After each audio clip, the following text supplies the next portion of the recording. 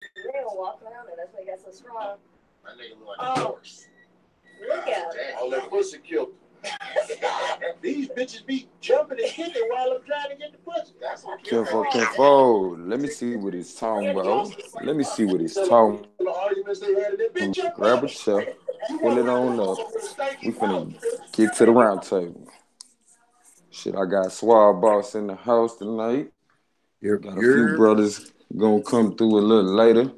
I know it's been a minute, family, but shit, we ain't forgot about you. Just been putting in this grind, trying to make shit greater. Shit, how you doing today, Swab? My bag. I was muted. Black Power, man. Peace, love to everybody. I'm good, big bro. For sure. I just wanted to get your ass over here, man. I know ain't too many people been talking about this Freedom Football League, bro. Like, I mean, you know me and you, we ain't really just hard up on no motherfucking sports at this point. But my thing is, as deep as I see my people be with these sports and shit, it's to the point like, damn, that's cool. But it do show me something when our people get together, create a league that's for us to be able to speak out on social issues as well as allow for the players as well as the fans to buy in on the fucking team, bro. We talking about an economic change on top of it. You feel me? The players having the right to speak. This ain't just about, oh yeah, I'm a man, I want to be able to say what I want to say. Nah, it go deeper than that. You feel me? And I'm kind of appalled. Like, damn, okay, the NFL putting out that much motherfucking advertising money. Niggas don't want to talk about this shit.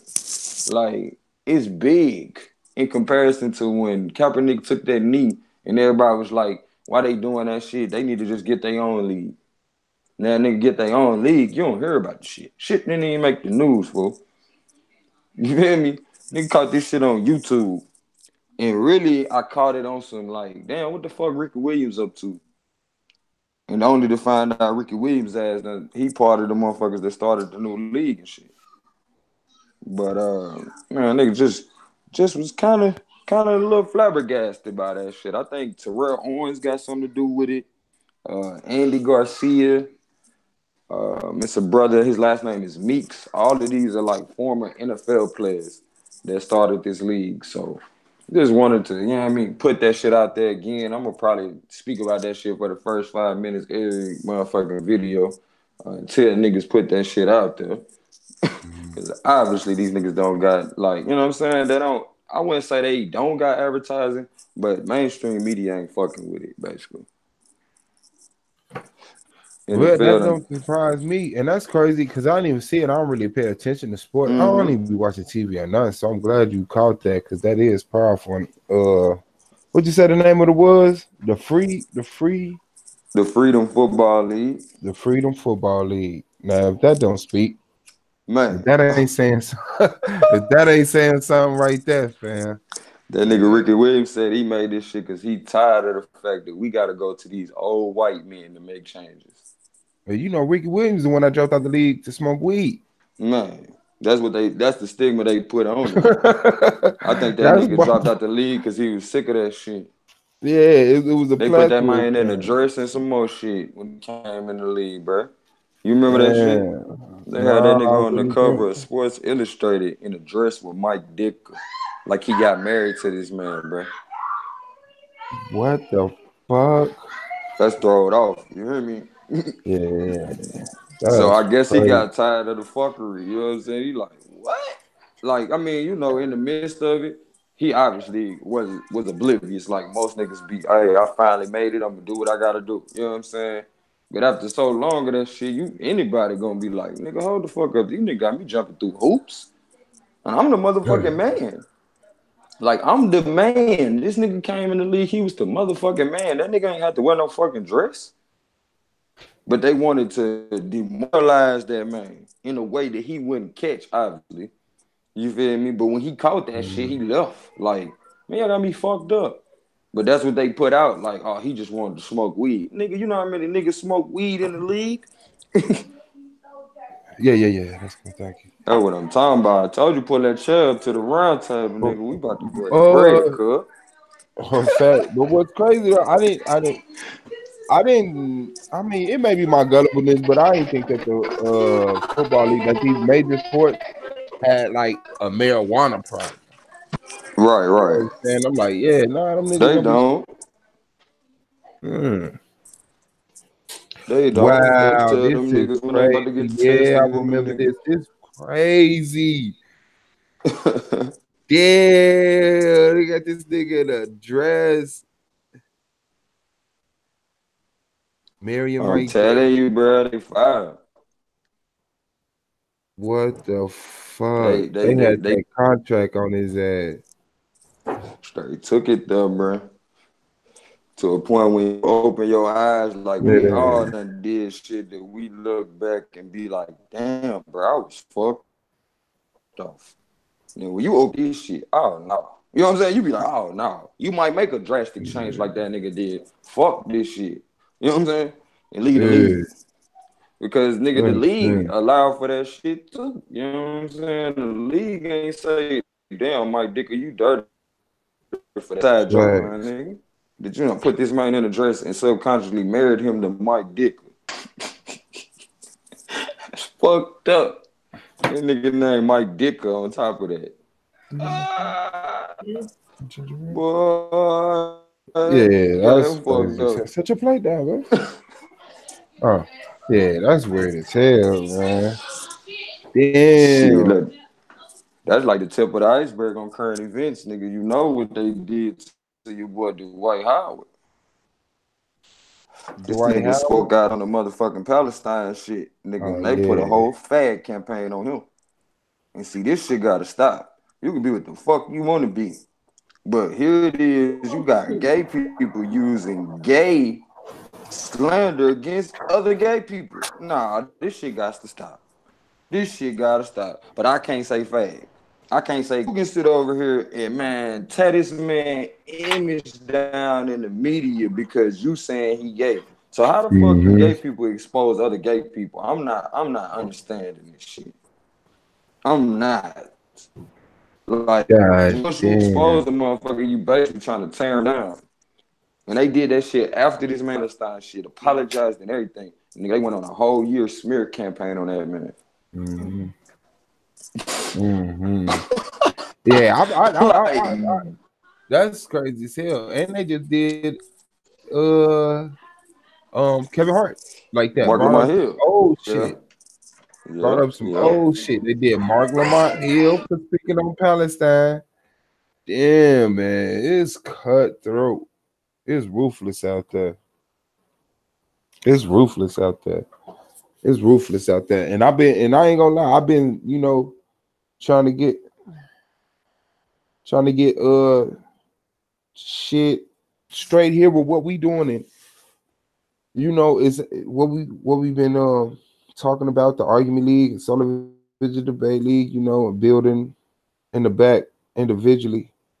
It's like I've cut myself off from such ridiculousness, that it is starting to be shocking when I hear this shit again. Like, that's weird. That's weird. What you said, bro. They playing straight dirty. When they did, it's like you turn around and use the same red. He can't. I'm a fag. But you can turn around and man, the Dwight Howard, bro. What's up, Charm? OG DJ Charm Black Charm in the building. What did it do? Hit him up. Make sure y'all subscribe to this channel, DJ Black Charm Music. Sure. Yeah, I was definitely check out the argument league. What you saying, OG? I said I was over here banging one night a few minutes ago. Oh yeah. Yeah. Got to get back to the platform. You know what I'm saying? We've been so caught up in the debate league. Yeah, who channel this on? This on Swad channel? Oh no, it's on Goldmine Tree Tribe. Okay. Yeah, man, just chopping it up with bro about some of these current events. Like they done came out with this whole football league, and it didn't make mainstream media for nothing. And once you hear the title of the league, you gonna recognize why. The motherfucker called the Freedom Football League, nigga. And one of the co-owners is Ricky Williams, the same nigga that they try to put out and say he wanted to lead the NFL just so he could smoke some weed. When we know there's plenty of good brothers that's in the league, not trying to throw no shade, but these niggas that came out and said they self. They're smoking a bunch of it. You feel me? So we know that was a smear campaign when they put that shit out because Ricky Williams left the league. They wanted all the other young brothers to be like, oh shit, this man has lost his mind. He wants to go smoke weed instead of play football. No, nigga, they made that man look like a plum ass fool from the as soon as he came in the league. I was just telling Suave how they put that man in a dress on Sports Illustrated. Mm-hmm. You feel me? And here it is. You know, a lot of us, before we came to the realization of how important it is to have a self-identity to where people can't misuse you as well as abuse you. You know what I'm saying? To the point you are participating in this same thing. But once you open your eyes and see how people misuse your image, it's like, hold up. I need to remove myself from this shit. And I felt like that's what the brother did. But we know. We was watching ESPN when that shit happened, and they put that shit out there like that man just wanted to smoke weed. So I was just telling bro, you got to peep how they just did Dwight Howard. Dwight Howard spoke on that Palestine shit. I think it might have been a year ago. Nigga, they took the whole 2018 and used the whole 2018 to put a smear campaign out about this man being gay. Now, mind you, some of the stuff they putting out here, it's a good sign that he might have already been gay. But what I was telling Suave is, shit, it seemed like gay people using, you know what I'm saying, the shit that they tell us we can't do to them. Like, how can another gay person expose another gay person other than you using derogatories or trying to put somebody down for being something that you telling us it's not right to not accept? Right. They do it in a manner of, look how disgusting Dwight Howard is. Yeah. Nigga, all y'all folk on that side of like the whole. How else you gonna know about it unless somebody that's on that side of the fence told? Right, and the entertainment industry is savage. Like if you trying to on the side of entertaining and I guess it's a thin line between entertaining and being hired to entertain.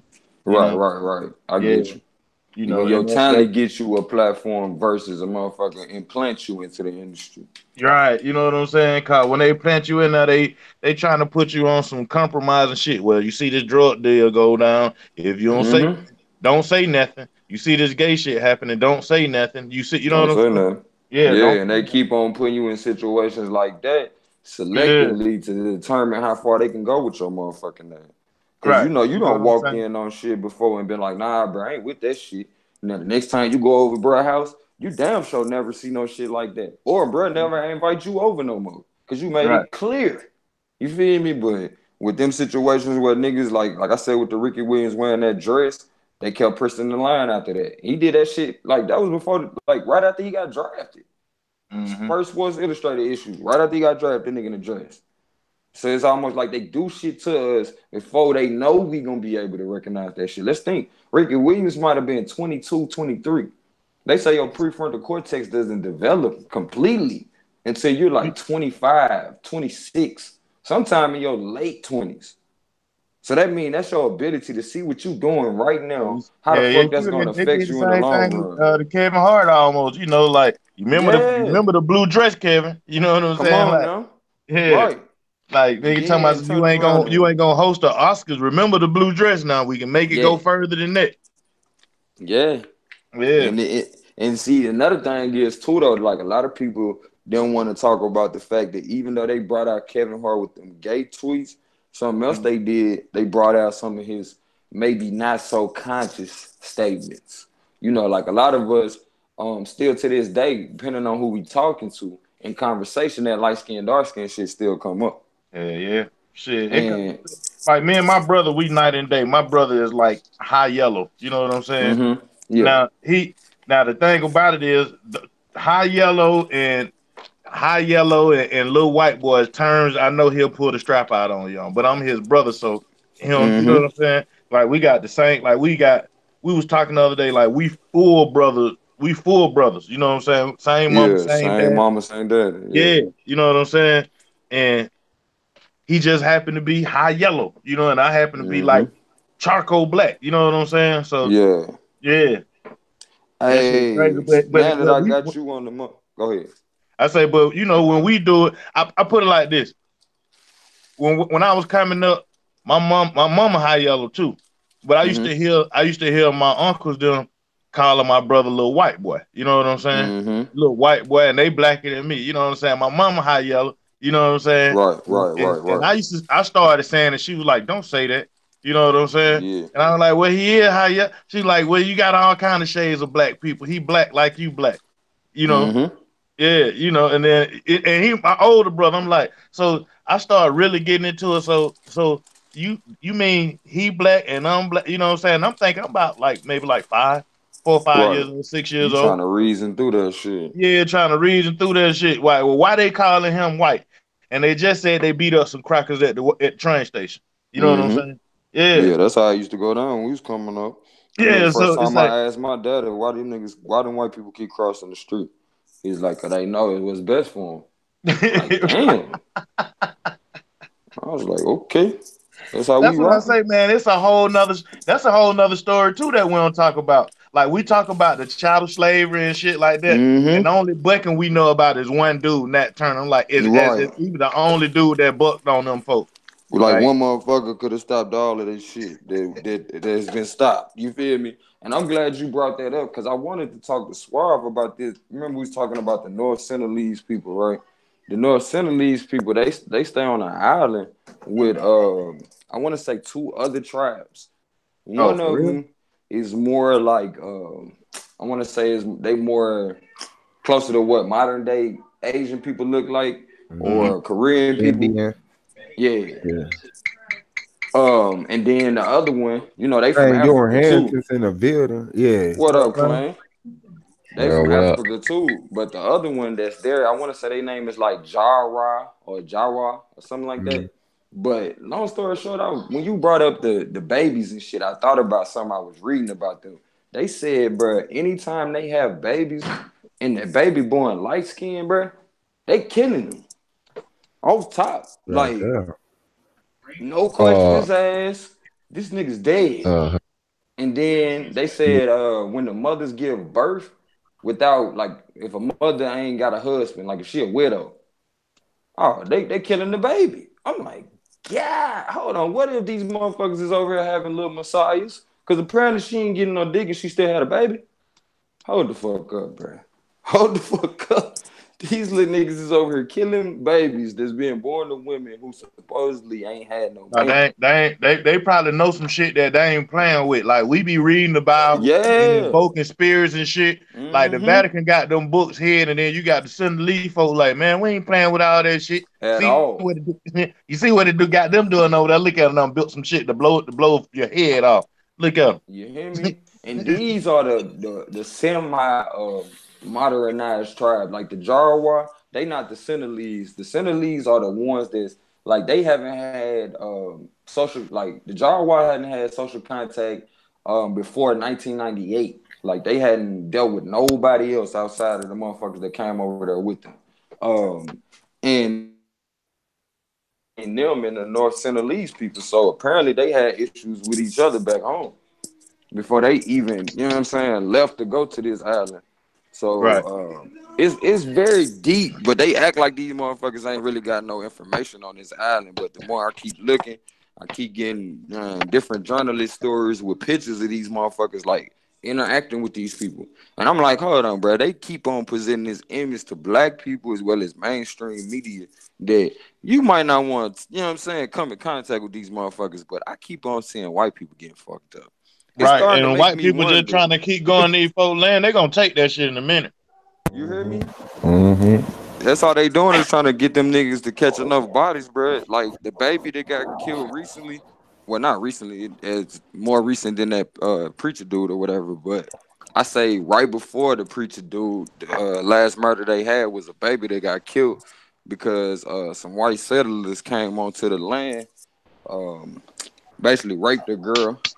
And a second white settler came onto the land, gave one of the dudes something to drink, like some alcohol and shit. The nigga got fucked up. And once he got fucked up, he couldn't hold it in no more. they did their normal ritualistic killing. He went and snatched that baby up from her ass while she was asleep and killed the baby because the baby, or the girl that got raped, of course, the baby was mixed. And took that baby and drowned this motherfucker. That was when you watch The Ways of the World. See, that's what I be talking about, man. Games, bro.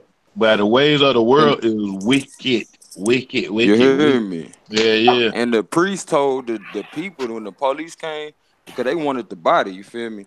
He was like, if I give you this body, nigga, the whole world gonna shake. So in they heads, anything against what they've been practicing, they not trying to hear that shit. They feel like that's the end of the world to go against them. What'd you say, King? What city you in? I'm in Cleveland right now. Is that a chocolate city? I would say so.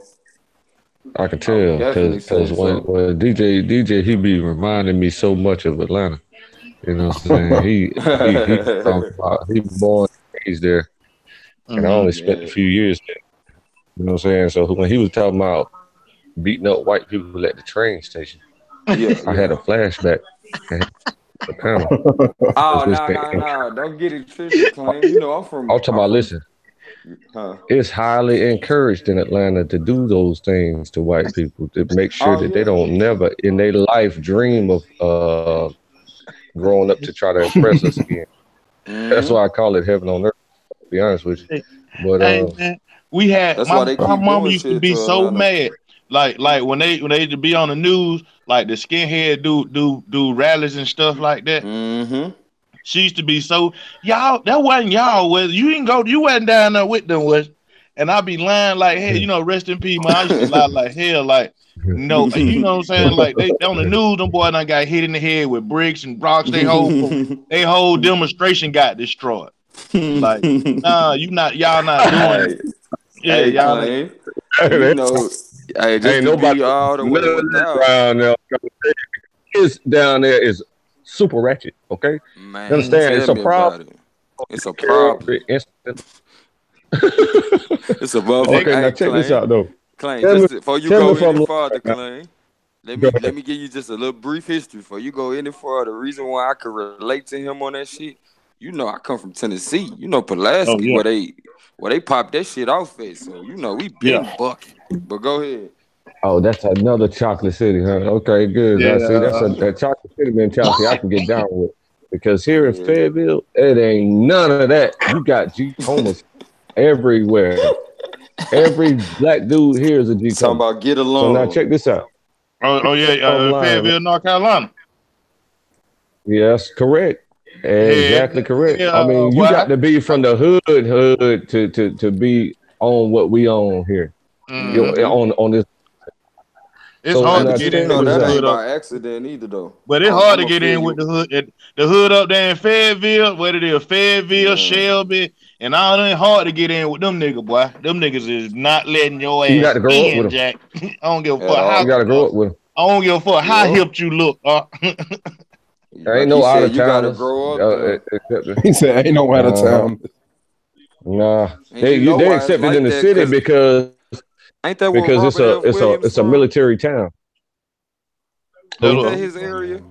Ain't that Robert F. Williams' them area? The Black Arm Guard or something like that.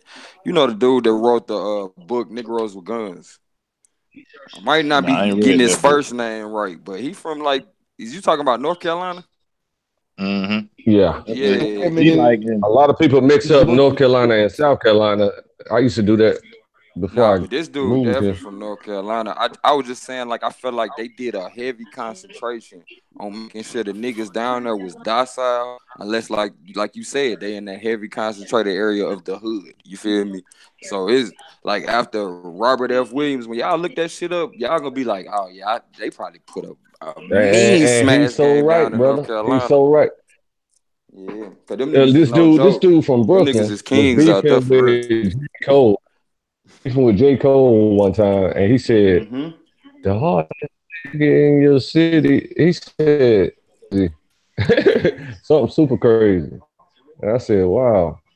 He could be right, because if we really want to deal with them, we can, right? But we don't give a fuck. You know what I'm saying? You can talk all the shit you want to about it. We're trying to survive out here. You know what I'm saying?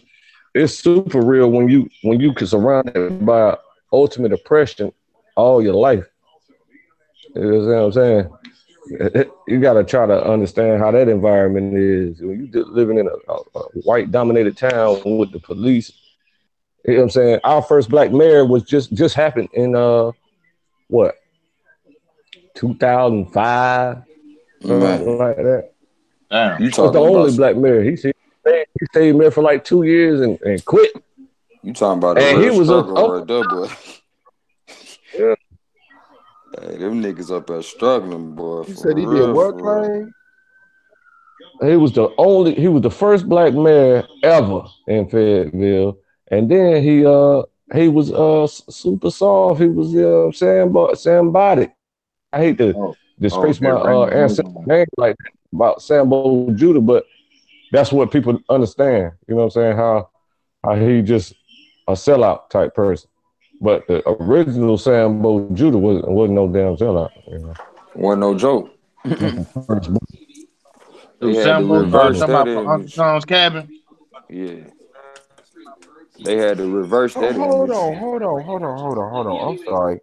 So the pyramid is on $1 because of the Moors? Yeah.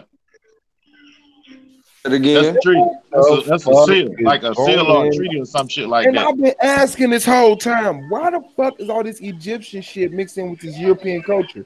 Then I look at the You see the eye and stuff. The eye is like supposed to be like detached from the dollar. Let me see if I got a dollar. Yeah, but I see the if you was an Israelite, you would know all that. Man, quit asking questions and sit in the class somewhere. In the treaty, it says that the Moors were the descendants of the pharaohs of Egypt. Yeah. That's crazy, man. Case in point, the original name for a pyramid is a Mer. Right, and then the Moors try to hold claim to Egypt because of Morocco, the Berbers. You know what I'm saying? Those folks. A pyramid is called AMER. The original name of a pyramid is called AMER. Yeah, MER. That's how they was putting it out. So what's up, Delonte? What's up, man? I think he said Kinfolk. Hey, Kinfolk got there in North Carolina too, Clay. Delonte, what's good, big bro? I can't hear me. Nothing much, man. On my way to I think he spelled the MER, Clay. Oh, okay, got it. What y'all brothers been up to, man? Man, slow motion, just building on some little shit, man. And I claim you could mess around and catch an MER, but you know the Moors that we know of here, you know what I'm saying? They deal with the MUUR. I don't know if you're familiar with that, but they consider themselves the keepers of the. Oh, okay, can y'all hear me now? Let me get closer to my shit. All right. I was finna say they definitely consider themselves the keepers of the knowledge. So they always connecting themselves back to the Egyptian shit. But I feel like the reason why the Europeans got a hold of it is once again because of the connection the Moors have with them. You know, if they was giving credit for teaching these motherfuckers how to walk upright, which basically means giving them information to raise them up, shit, I don't see why, you know, it wouldn't be reminiscences of where they got their information from, therefore reminiscences of where the Mers or the Moors got their information from. Because once you're dealing with the Moors, the Mers, you're dealing, like y'all said, the Berbers. And then when you start dealing with the Berbers, we was just talking about mutations earlier. To me, the what they call it, they got a word for that. Amalgamated man. The amalgamated Berber would be the motherfucking Arabic man that we see today, or even back, you know, saying the Arabs. You say amalgamated man. You Hispanics. The Hispanics. That's the amalgamated man. I mean, yeah, you do got some people that say amalgamated man is the Hispanics, but we can't skip over the motherfucking Arab. They say the Arab is a made up. Yep, that's him too. Yeah. That's him too. If anything, if I had to give them an ancient name, I would have to say the Dravidian. The Philistines. Yeah, the first derivative, the first change from the original man. Because like when you're dealing with different cultures, they got different names, different. Like I said, basically different cultures, which would be different places, they would have a different name for the changes that took place with them people. I think y'all was talking about earlier. Another guy was so crazy. You think the Philistines existed as long as the Israelites? Based on that story, like I think that story is based on some real people. So yeah. Yeah. So that the gas station owner nigga been around just as long as the Israelite been around, right? I mean, as long as the Israelites been a tribe. Yeah, but that would also mean that you think the Israelites just popped up once they start tribing. Because I think they No. I think they always been a Semitic speaking people. You know what I'm saying? Yeah. But before they put that title on themselves. Before Jacob had his kids. You know what I'm saying? That's what I'm talking about. Before Jacob had the 12 tribes. You know. Okay. Yeah, that's what I'm talking about. You think they was around then? The Philistine type. Here go homework for the audience. You think so? Yeah. I think the Idumean boys and Herod and them boys was looking like them Arabian clowns.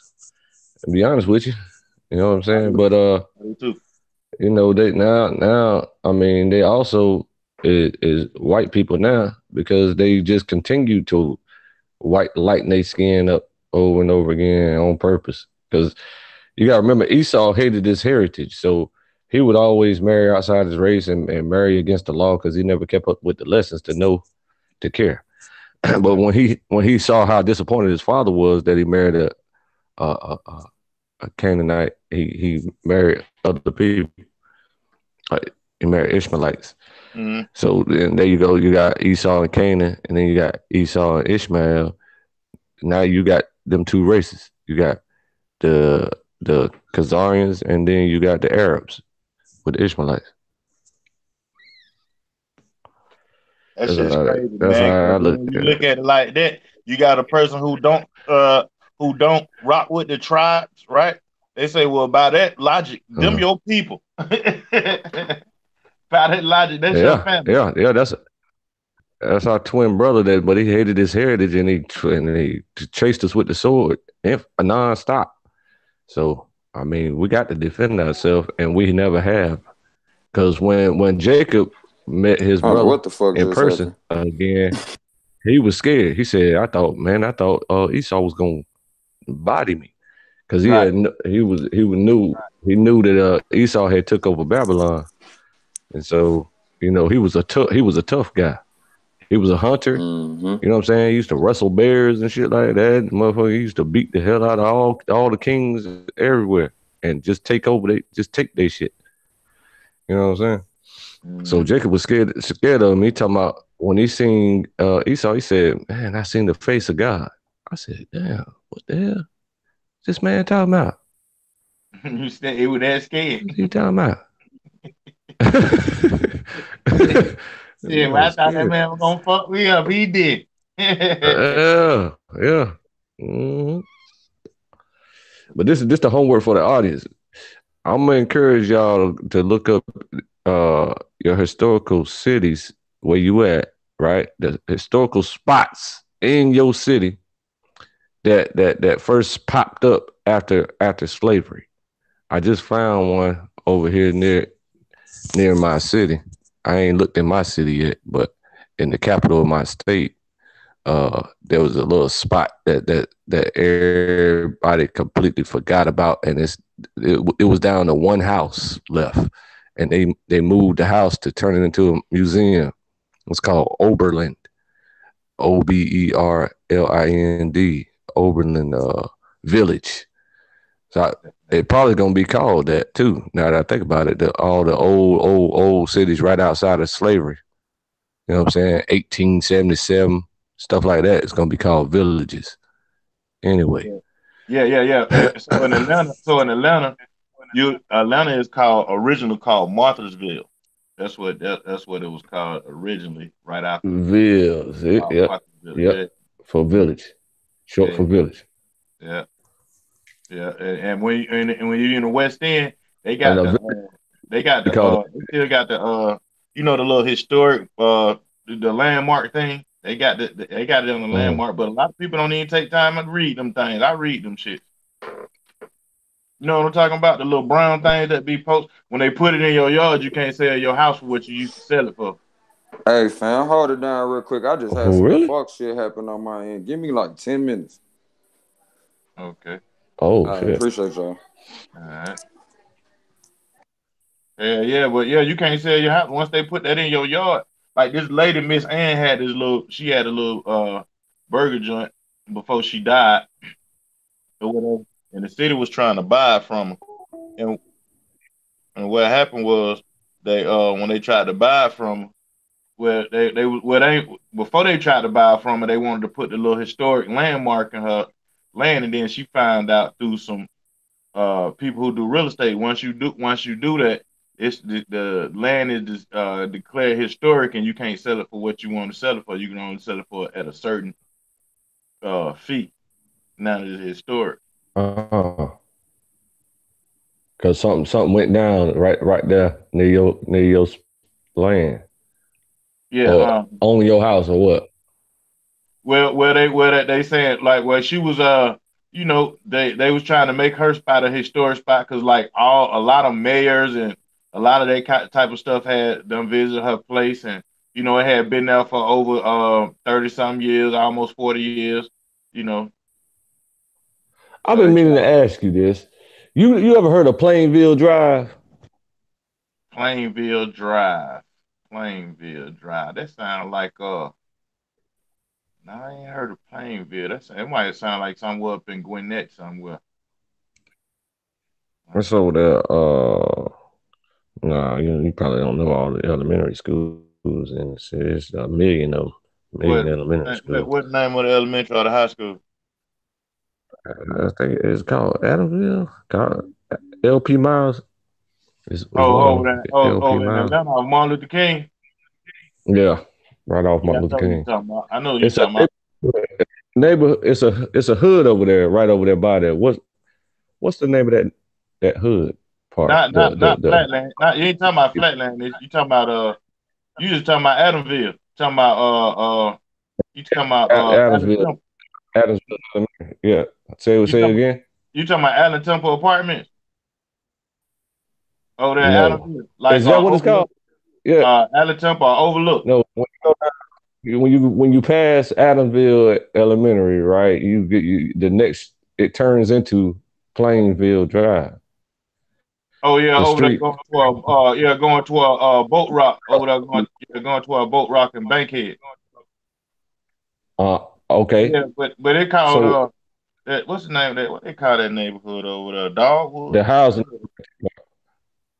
down there at the bottom of that big Jack Mountain size hill. I forget what. Center Hill. Plainfield ain't a little circle. Well, it used to be a little circle, and it's a swamp behind it. Yeah, I don't know. I wouldn't know what the name. Because I'm in the camp, so I don't know the name by heart. You know what I'm saying? What they call out on that. Yeah. Oh, okay, I got you. I think I know what you're talking about though. I know what Adamsville at and all them little projects and stuff. I don't know all the little back streets and neighborhoods though. Yeah. Yeah, my cousin them grew up over there. That shit was a gangland now, but they got what's his name? 21 Savage. There's a lot of cats come from over there. That was Bank Road Fresh. He died, from all that old stuff. But that's gang territory now. That shit ain't no black neighborhood no more. That shit gangland. You might could look at it on Google Maps or some shit. Google Earth. What'd you say? Yeah, Google Maps. Look up this Plainville. Look up 422 Plainville Drive, right? And then go around the corner on the map down that big ass hill, and tell me what them apartments are. Oh damn, I can do that on my phone. What I'm asking you for? God damn. Let's claim everybody, and y'all make sure y'all go over to Solar Vision Debate League. Check out this debate yesterday against our dude, where David slew Goliath. Where David proved he was I thought Goliath. he would have knew straight off the top of his head, though. You okay, woman? Who about the debate? What's the debate about? Who's claim debate? Yeah, you said David slew Goliath. No. I said. That's what they call was it. David. Yeah, that's what they claim call was it. David. They slew that the Goliath match.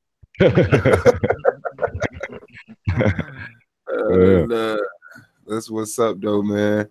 Make and sure y'all. We're talking Cash Money Records with Dream Come True for weeks. Man, I'm a dog walking. You know, he humbled down real quick after that. He in the chat. He said, "Man, I tell you what, losing the debate really humbles you, man." And I love our dude, right? But he deserved that shit. This is a man he been part. Man, look, the dude, I seen it all in his face, man. I didn't even want to say no, man. You said Plainville or Plainview? Plainville. Yeah. Plainville I'm looking Drive. at it now. It's popping up. It's popping up real slow. Yeah. 422 Plainville Drive. That's the house I grew up in. It's popping up real slow. Yeah, dirt floors. Old ass motherfucker. He's a crazy guy. Oh, you over here in Wildwood. You over here Wildwood. You in 320, nigga. What you know about the 3 Dogs, nigga? You in Wildwood. He over there by Maine High School, nigga, over there by Kimberly Coat. Oh, that I just a baby. Man. I don't know nothing about that. You from Gangland, nigga. You over there in Wildwood, nigga. Yeah, you know my cousin. Why you ain't let my cousin with them boys? Yeah, Woods and them up there with goddamn shot of low down. Yeah, I know what you growing up. Yeah. And nigga named Michael Myers and Sean, the two Seans, light skinned Sean, dark skinned Sean. Yeah, you stayed in the housing at the Wildwood. No, I stayed right there at Plainville Drive, right next to the projects, right there. But we went over there every day because you know they had the swimming pool and all that. Fairburn Town House, wasn't no other apartment. Wildwood, Fairburn Town House. They had a whole lot of them goddamn apartment. That's why we just catch the 166 bus over there and goddamn get out right there and shoot the shit. Damn, my Google Map take forever. Jump in the pool and have a good time. I'm talking about, man, people know how to party there. Goddamn Wildwood. They know how to party for real. I can't hear. I've been bored ever since. I ain't had no fun since I've been in this city. Damn. It's crazy. I went and visited one time when I was 21. I said, damn, I feel like I'm home. And then, oh, man. I ain't even going to talk about this other thing that happened. But it was amazing. But my thing is, they're right here, like, when I felt like Decatur was getting small and Atlanta was getting small, I packed up and I moved to California. It was expensive as hell, but I got the hell on because I'm like, this shit is small. I'm not living. You know what I'm saying? I'm not enjoying life. Seem like I'm doing the same old shit. You know, I got the hell on up out the city, man. Is that where when did you pick up music? I was born. My mom and dad are musicians, so I was born as music. It was like already innate that I was gonna be doing music and stuff. I just felt like, you know what I'm saying, like, well, because I already had the gift. It's like, you know, like a person who know how to do lawn care. You could pick up and start your lawn care service any part of the world. You know what I'm saying? So yeah, right. So that's music, another thing there. They instill that any type of artistic any type of success, they instill that in you at an extremely young age. You know what I'm saying? Like if you want to get into the government, they teach you all that stuff super young. If you want to, they got every type of competition you can think of, dance competitions and singing competitions, rapping competitions and shit like that. Yeah. Around there, you know what I'm saying? You can't help but to succeed growing up in that type of environment where you just constantly challenged to improve yourself and beat somebody, the next man at a very young age over and over again your whole life. Yeah, that shit's so savage to me. You know, I ain't gonna say it's savage, you know what I'm saying? But we used to always do that. So we can sing, so we can hold a note the longest, so we can run the fastest, so we can jump the furthest. You know what I'm saying?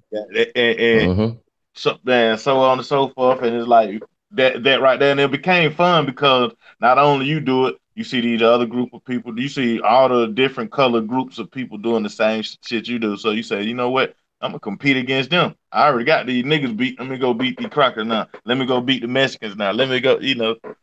That's right. Take over. That's what helped Floyd Mayweather out. And then learn how to make money with it. Real easy. Right. And what was the address again, Clay? 422. What'd you say? I said that's what got Floyd Mayweather straight, because when he got him out of country at Grand Rapids. They got him up out of Grand Rapids, Michigan, and shit. He was able to went where? Where'd he go to? He went to Vegas. Oh. So that's how he learned. Like, he been in Vegas since he was 16. So you got to think, you got a 16-year-old dude playing with money. Like everybody else, we trying to learn how to throw the football good. We trying to figure out, you know what I'm saying, if we can get hired at Foot Locker or Kroger's or some shit. You know what I'm saying? And this nigga out here growing up, fucking with niggas with the money already. His pops done box Sugar Ray Leonard, and everybody else. Like shit, he's supposed to be a billionaire. Like he's supposed to be. If this nigga don't be a bit like anybody if anybody come up in Floyd Mayweather situation like your boy Jaden Smith. If Jaden Smith turns out to be a failure, boy, I don't know what to tell you about black folk. I don't know what to tell you about black folk. If Jaden Smith, I can't see Jaden failing because he immersed in that type of corruption where he was molested his whole life by that boy that he just announced to be his boyfriend his whole life. What was that boy name? Tyler, the Creator. Oh yeah, Tyler, the Creator. Yeah. Mm-hmm. And so that's all they want to happen anyway. As long as you gay, then they give you whatever you want. But a lot of people don't have to go through that, and they just struggle and be the best at whatever they do. Mm-hmm. Yeah. Like another one, like Shaq's son, Sharif. Like, That's a full-grown woman right there, an ugly woman at that. That is not a woman. I'm talking about Shaq's son. That is a boy. No, not Magic Johnson. Not Magic Johnson, son. I'm talking about Shaq's son. Oh, my bad. Yeah, that's exactly what I'm thinking about. How you know I'm thinking about Magic Johnson? That ugly woman, boy. Because in my eyes, EJ already done left. He already done lost the legacy. Like, even if Magic Johnson tried to play the game of life on us with AIDS and stuff like that, try to play God with AIDS, the Most High cut his legacy out, because EJ ain't finna have no children, man. You know what I'm saying? You know, and they look at it as coincidence and shit. That shit, brother. You piss off the Most High good enough, he gonna forget your children. He gonna forget your children. That's automatic. Nah, not just saying that. We're just saying like he know how to tighten you up. Mm-hmm. But look here though, I'm gonna tell you something though. It's people that kind of don't care nothing about God. Like, say, I'm gonna use Polite for example because that's my man. I like Polite. Everybody else hate Polite. Whatever. You do fight me, nigga. Okay, check this out. He went through them books and said, well, I'm gonna take this, I'm gonna take that, I'm gonna take this, I'm gonna take that. And he took the most important things because he got this whole Egyptology situation where he talking about lower self and higher self. And he was determined to be in his higher self, which all the books address anyway. See what I'm saying? So long as you exhibit those fruits of the spirit, that's why they call him polite, because he's a very polite person. And so he got them mannerisms of the Holy Spirit, which is, you know what I'm saying, long suffering, blah, blah, blah, all them 9 fruits of the spirit. And you can't be, you ain't got no wins. If God can't be mad at you because you ain't doing nothing unjust, you're not doing nothing unfair and harming people and shit like that. You're not gonna rape nobody, you're not gonna turn nobody gay, you're gonna do everything normal. You know, the only thing the people that got a gripe with polite is they play his game of skill. And when you go to court, like I got a partner who played the shell game, right? He get locked up. People try to press charges on him for hiding the P, for hiding the shell, for hiding the little P inside the shell. The judge say it's their fault for playing a game of skill. You know what I'm saying? You can't. They tell him he got to have a vendor's license if he gonna play a game of skill. You know what I'm saying? But it's the person's fault for engaging in the game of skills as if they had a chance to win. It's their fault for not, you know what I'm saying, for not understanding the game. So that game is not illegal, and all you need is a vendor's license to play it. Right. You know what I'm saying? And that's what I'm like with folk be investing into what Polite talking about. Is like you ain't do enough investigation. You seem to get rid quick and throw your money in that direction. Right. That's right. Because you don't need to. Because I learned what Polite know a long time ago before I saw him and teaching that stuff. I said, damn, he know this. Let me watch and see if he know anything else that I need to know. And sure enough, he didn't. But he did execute. You see what I'm saying? So he became a millionaire off them tax liens. You just pay somebody taxes and stuff like that. Right. So his thing is this right here. Like, if you want to play the game with the tax lien, then hop in the game. You know what I'm saying? Ain't nobody telling you. I just told you can make some money off their house. I ain't telling you how long it's going to take you to make some money off the house. Now, looking at these properties, saying, okay, I got me a house for $15,000 where all you did was went in business with everybody else who got money on that same lien. Now, when they start to sell that lien, the difference. Yeah, but your spot is the top dog boss. Trump, the bank. Right. It's damn bigger than. It's more powerful than the bank. So they don't pay you that little $1,500. You can foreclose if you are ruthless enough to foreclose on a white person. But if you see a black family that can't pay their thing, you might as well help them out. Here's the deal, though, Claim. If I invest in you and I make no money in the first year, I make no money in the second year, I can't call you a scammer because I'm playing a game of skills. We're not knowing if it's going to work or not. That's right. You know what I'm saying? We guessing that it's going to work. We guessing that, you know what I'm saying, these folk everybody going to buy into it or everybody going to pay out, and when it don't turn out to be that way, it's like, shit. That ain't how the books go. How about these white boys swung through my town talking about them tax liens and trying to scam everybody that was there? It's probably about 30 of us there. All of damn near 99% of us was black people. They was like, $300, $100. Then I'll teach you how to do this. I said, man, you scamming. What I mean, no, you're not scamming what I'm hearing right now. You know what I'm saying? It's just that I already knew the information. So I was like, yeah, these people really falling for it right now. I ain't gonna say nothing. But whatever. You know what I'm saying? Damn, I'll teach you this for free. And then we can make money together. Because if you got the money to pay them tax liens, then let's make it happen. Let's go. And I had a house that was ready to pay the back taxes on the house. Linked up with the lady. She was so old, she didn't trust me because I got a hood accent and all this stuff. See, here's the hustle right here. Boy. See, here's the hustle right here. Claim the hustle says, scared money don't make no money. You know what I'm saying? Slow money is for show money, right? So what you have is a person who ain't up on his game. he like the shit we've been saying lately. Just dive all the way off the diving board. You know what I'm saying? He just out there in the middle of the water. Done, you know what I'm saying? Just jumped all the way out the plane. You know what I'm saying? Well, shit, I'm gonna take goddamn my whole life saving. Goldmine said there's some land up in Cleveland that he can get. I'm for just finna send Goldmine my 80,000. You know what I'm saying? Now Goldmine, it probably was. He probably could have put a bid. We do in got on them bandos out here though. Right. But here's the thing. It's like, well, shit. Well, I couldn't get that land. I could get some bandos. Put the money straight onto the property. I don't want no band. I don't want no bandos. Send me my money back. I don't want no bando. Look. It's a man that did that with your boy that's teaching real estate. What's Jay Morrison? It's a man that shot him 40 racks cash. Uh-huh. Yeah. You know what I'm saying?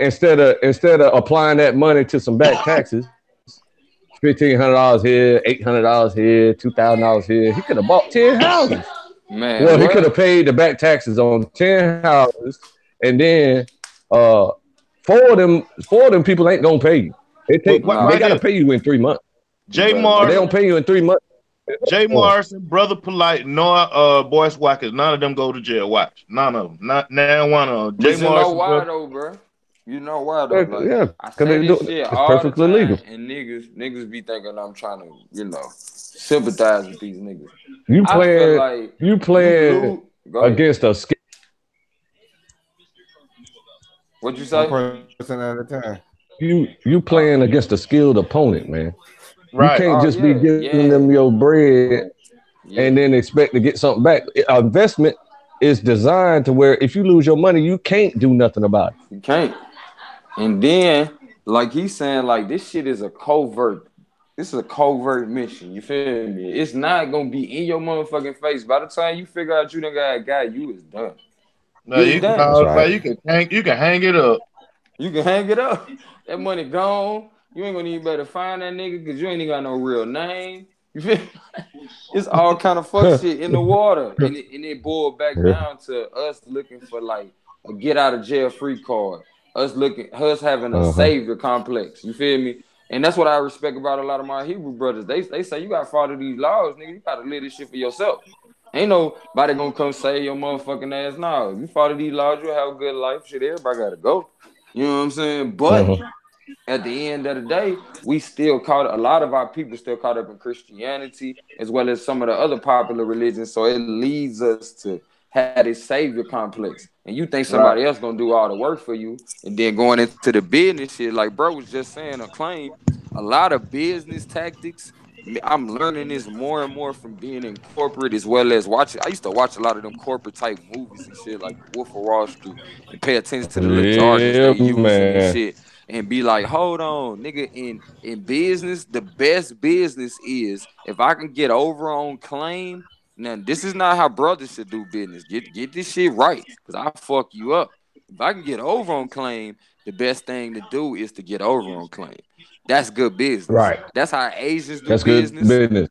Yeah, for real. And that's how these motherfuckers stay getting over on There's a book that I write called Greed is Good. Mm-hmm. When I seen that, that's why you gotta watch yourself for capitalism. That book came out and was a bestseller for 21 weeks. Mm-hmm. That was the very same year that the Wall Street had its biggest crash in history. Yeah, in history. Greed is good. That shit crazy, bro. I mean, since the Great Depression, that's what it's called, the Great Recession now. That crash. And that's the thing. Like I encourage our people to learn as much as you can, experience as much as you can in this lifetime, but be balanced. Don't be sold out for these systems, because that's the capitalist system for your ass. It's all about how much you can acquire, how much materialism you can acquire. But at the same time, the one thing that'll be your strength on one facet in the same system will be to your detriment. Because you can buy all the motherfucking, let's just say, all right, you buy all the Jordans, you feel me? You got niggas closets full of Jordans. They thinking they gonna be able to resell them motherfuckers 10, 20 years from now. Nigga, who's to say motherfucker even gonna want Jordans 10, 20 years from now? Jordan might do some dumbass shit, fuck up his brand. You feel me? Now you got all this materialistic shit that used to be a strength. Now it's your fucking weakness because you done invested so much motherfucking money in this shit and you can't get it back. You can't get it back. And you played the game. You played the game of size. Right. And then that's the thing about it. When you play that game, I mean, the judge gonna say you played the game. You willingly signed up to do the shit. Right. You thought it was a good investment. Ain't nobody tell you that shit. And even if they did, it's your money. You had to believe them. Yep, get rich. You had to believe them. Well, he made me think he was God. You was looking for God. Get rich quick schemes usually get the other person rich quick, not you. You feel me? It's not that it didn't work. It's just you didn't understand how it worked. It's like a joke. Here goes, Swad. You want to know how to get rich? Yeah. Buy my book. Right. If you want to know how to get rich, buy a ticket to my show. Buy my book. You want to know how to get rich? Give me some money for this. Hey, and you know what though? Y'all dead right though, because honestly, that's what I peeped from my little youngsters, and that's what I peeped from the OGs that was doing rap. Like what it is, nigga had to look like money. I used to ask my nigga like, bro, why the fuck you keep buying all these clothes? You keep buying all this shit? Like, man, bro, if I look like money, niggas will give me money. Yeah. You feel me? And in essence, it's what y'all just said. You want to be rich? Shit, buy into this bullshit I'm selling. Even if it's just my outfit. You know what I'm saying? Like, yeah. And real quick, y'all, because it's a lot. All y'all talk about a lot. What's up, but the main, I feel like what I've been learning is the main thing is I just found out, I would say about a month ago, that they found that we got two brains in our body. We got our brain. They just now catching up, but this stuff that we always say, like my gut instinct and stuff like that. It sounds like to me the main problem and the solution is to teach our people how to love, not just our people, but other people too, that we may not see as real people or whatever the case may be, but to say like, hey, I want to teach love. Like, isn't that the whole thing? If you're not teaching love, then what's the purpose? If you're talking down on people, what's the purpose? And the purpose in me saying that is this: leave her alone. We have two brains. Like at the end of the day, and we think we only got one. So at the end of the day, if we ain't thinking we're both, how the fuck do we know anything? You kind of far away from learning. We just now learning. Hey, put the phone closer to your face. Oh, sorry. So, what is we doing if we not, understanding how the brains in our body work and how they can coexist, and then we could teach others.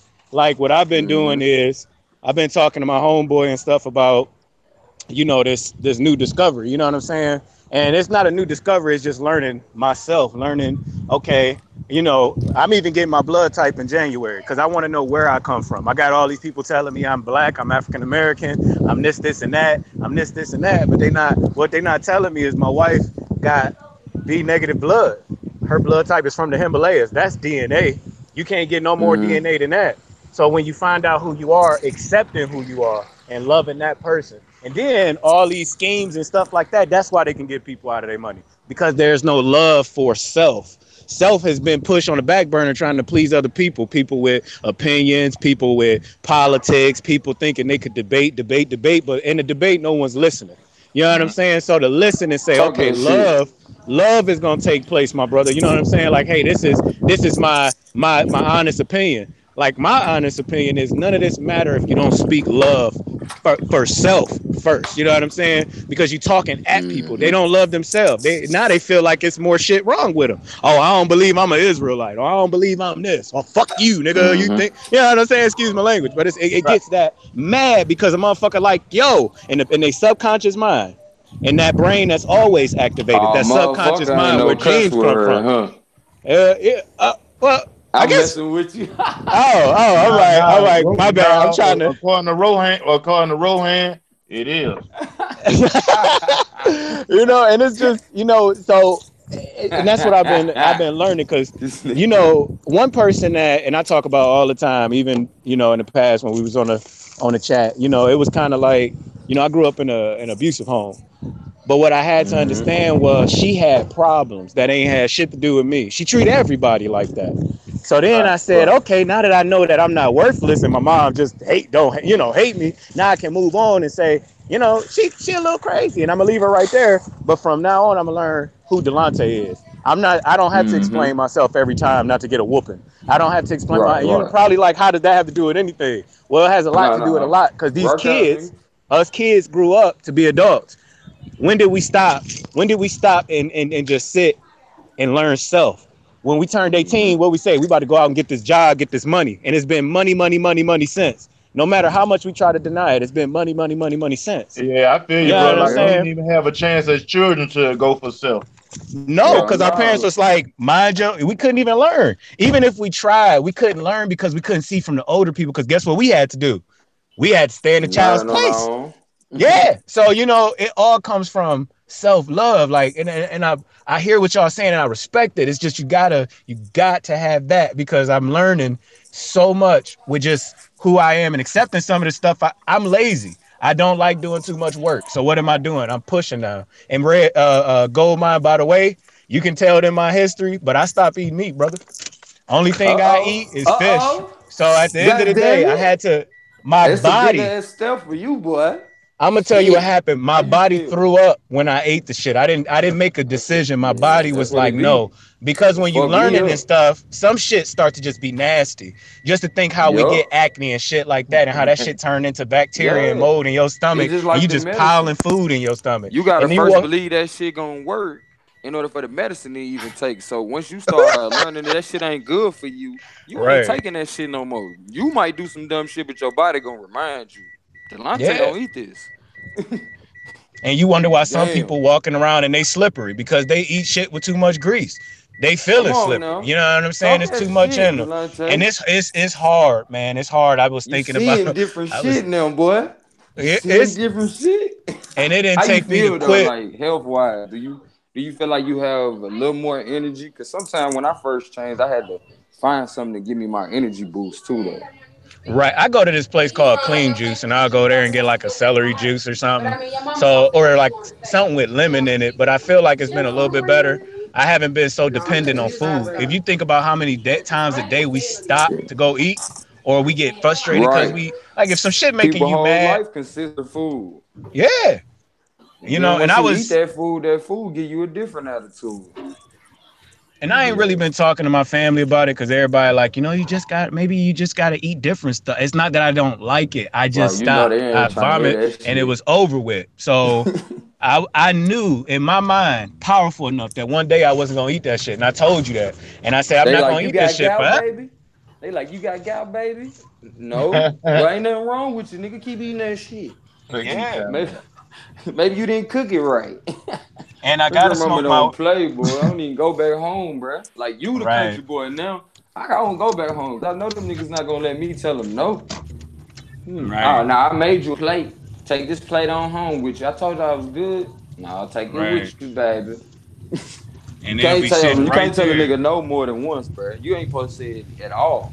But I have to take a different stance with this shit, because, like, nigga, I had ulcers. Nigga, my whole family seeing me fucked up. You feel me? And you still want to offer me meat? Like, nigga, that's like a nigga just got out crack. Hey, cuz. You know how this is just to. I'm gonna say this real quick, Gold Mine, and then I'm a. My bad. But I was in the. I do cleaning, and I was in the dental office the other night, and I was just thinking, it was quiet in the building, and I thought, like, how this is a good example of misunderstanding and misinterpretation, and how it can go ape shit and change a whole generation of shit. So the long story short is, spare the rod, spoil the child. Bible verse, right? Many black people say you got to give them a whooping by that verse, right? But then something clicked in my head. It was just like, the Lord is my shepherd, I shall not want. And then it was like, thy rod and thy staff, they comfort me. And I was like, wait a second, pause. Thy rod comfort thee. What the heck is the rod? So I went and I researched what the rod was and what the root word was. It was the word. The word was with God, and the word was God. So if you're not teaching your kids about something, any God that you believe in, I got that. Right. And comfort. And the staff. Yeah, that's what I was gonna get to. The staff was, you know, the love and the cherishment, the adoration. And I just made that word up. But you know, they do that every day. So that sense of approval when they do something right too. Yeah. Yes, and I didn't, you know, and I was just like, you know, I don't want to become my oppressor, my abuser. You know what I'm saying? And do things to my child because I hate that person so much. And I feel like we focus so much on our hate for white people that I'm seeing more niggas act like white people than I've ever seen in my life because of the hatred we got for them. You know what I'm saying? And that's what people got to be careful of. Like, I noticed that, like, just to give you an example, like, and I know a lot of niggas gonna be like, if you ain't went through this shit, you gonna be like, man, this nigga tripping. Bruh, I used to be one of them niggas that was super homophobic. You hear me? Right. Like, nigga, you couldn't come around me playing halfway gay. Nigga, I couldn't see no shaking your arm, nigga. You couldn't snap too much. Nigga, you couldn't roll your eyes. Nigga, your hair couldn't be too long. Like, you saying that, you feel me? But be that as it may, bruh, I started growing. The more I started experiencing life, I started recognizing the more you look for something, even if it's something that you disdain, and you like, I'm trying not to be around this shit, I don't want nothing to do with this shit, you tend to surround yourself with that shit because that's the thing that you focus on. Like, as much as I don't fuck with them motherfuckers, bro, it seemed like the world started filling up with them motherfuckers. I'm like, damn, nigga, what the fuck? Damn, I just cut this nigga hair. I could have sworn he was, man, what the fuck? I started realizing I didn't even know what gay was. You started manifesting them. And it's the same thing I learned about sinning too, though. Like, I used to be so focused on not sinning to the point, nigga, I found myself always having to tell God, man, every time I would do good, evil is always present because it's in my mind. Right. It's in my fucking head. Yeah. So as a man thinking, so is he. So it's like when you renew, when that's what they be talking about as far as the renewal of the mind. When you change the way you think of your whole, it's like your life will change. Your whole life will change. A lot of stuff that was existing at one time in your life, it don't appear no. You know what I'm saying? A lot of that shit don't appear. And the way you look at certain things that still persist, you like, shit, I remember a time I used to whoop your ass. You said that shit to me. Right. Because your whole understanding changed. Hell yeah. Like, I remember how I felt about the N-word. Like, you know, coming up, shit, all you knew is what your parents told you. My daddy told me 2 things: don't never let a motherfucker call you. And that was boy and a nigga. So I didn't care who it was. Like, nigga, my grandmama couldn't even call me that shit. Like, my daddy had to tell me, like, that's your grandmama, you tripping. So I had to learn quick how to compartmentalize shit. You know what I'm saying? I was always all out. I don't know how to be halfway as a child. You feel me? So one of those things that I had to rewrap my mind around as I call myself becoming conscious, like around 2006, 2007. You know what I mean? I had to reframe the way that I seen the word niggas after seeing the video of the little white boy. Like, I had never heard the word nigga portrayed in a good light, period. I thought me and my niggas was doing something by being like, bruh, we gonna take something that was meant to fuck us over and make this shit for our good. Only recognizing now in hindsight that I was remembering something I once knew. You feel me? At one point in time, I knew that shit was a signature of my greatness. And the way that people said it in disdain for so long, I only held on to the signature of the tainted image they was putting out there. You feel me? So after a while, we believed they report. Oh, nigga mean this. Only to find out later on, nigga mean king. Man, boy. No wonder you didn't want to say that shit. No wonder you said that shit so hard that it sounded like you said an R at the end. Because you said it grudgingly. Begrudgingly is the word I'm trying to say. Like, you didn't want to say that shit.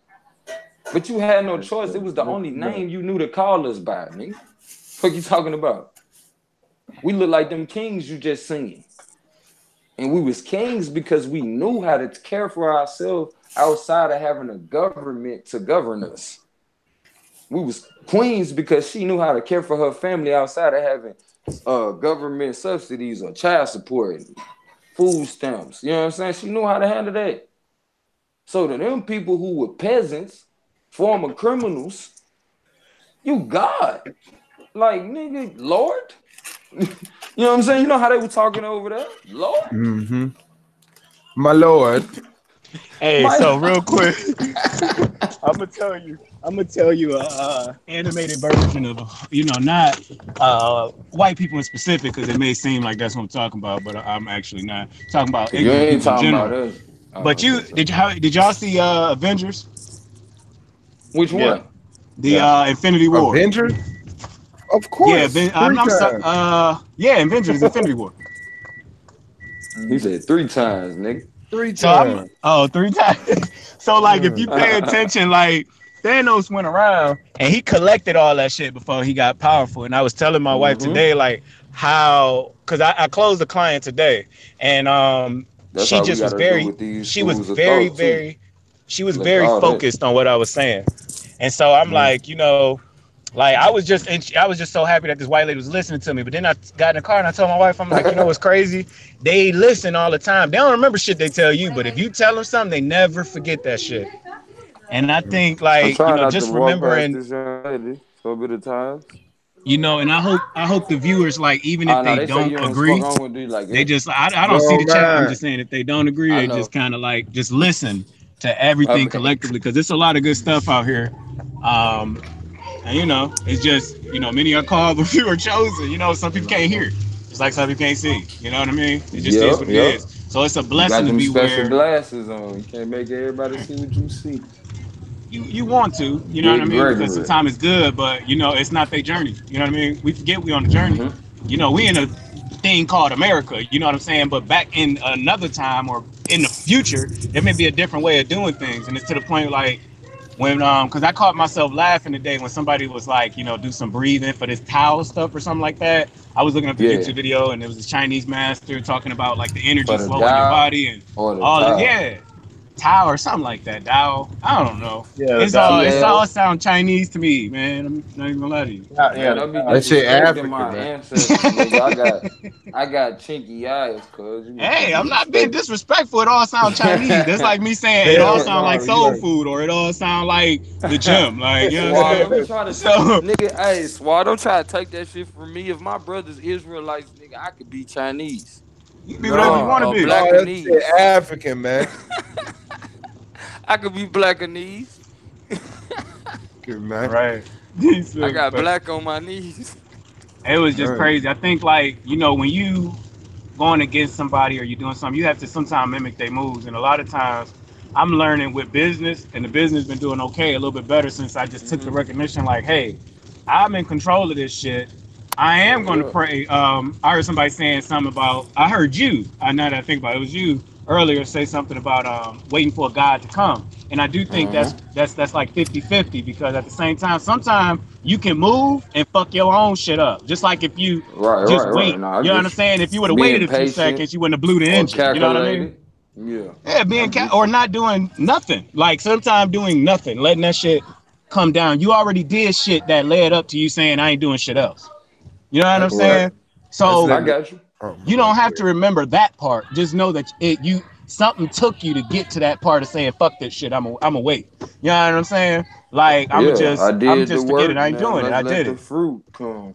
Because I had quit doing sales back in probably August or like July or August, and I stopped doing sales, and I just went out for a few days here and there, and then I got this client. And then I closed another client. You know what I'm saying? And I was stressing out. I'm like, yo, the world moving so fast. I'm moving slow. But I had to realize ain't nobody going nowhere. You know what I mean? We all going at the same pace. They could be moving in their mind, and that's just me absorbing they energy. You know what I'm saying? I be saying the same shit. I say that same shit. Like, nigga, your ass ain't blowed up. Soon as I get ready to come wherever you at, I'ma come.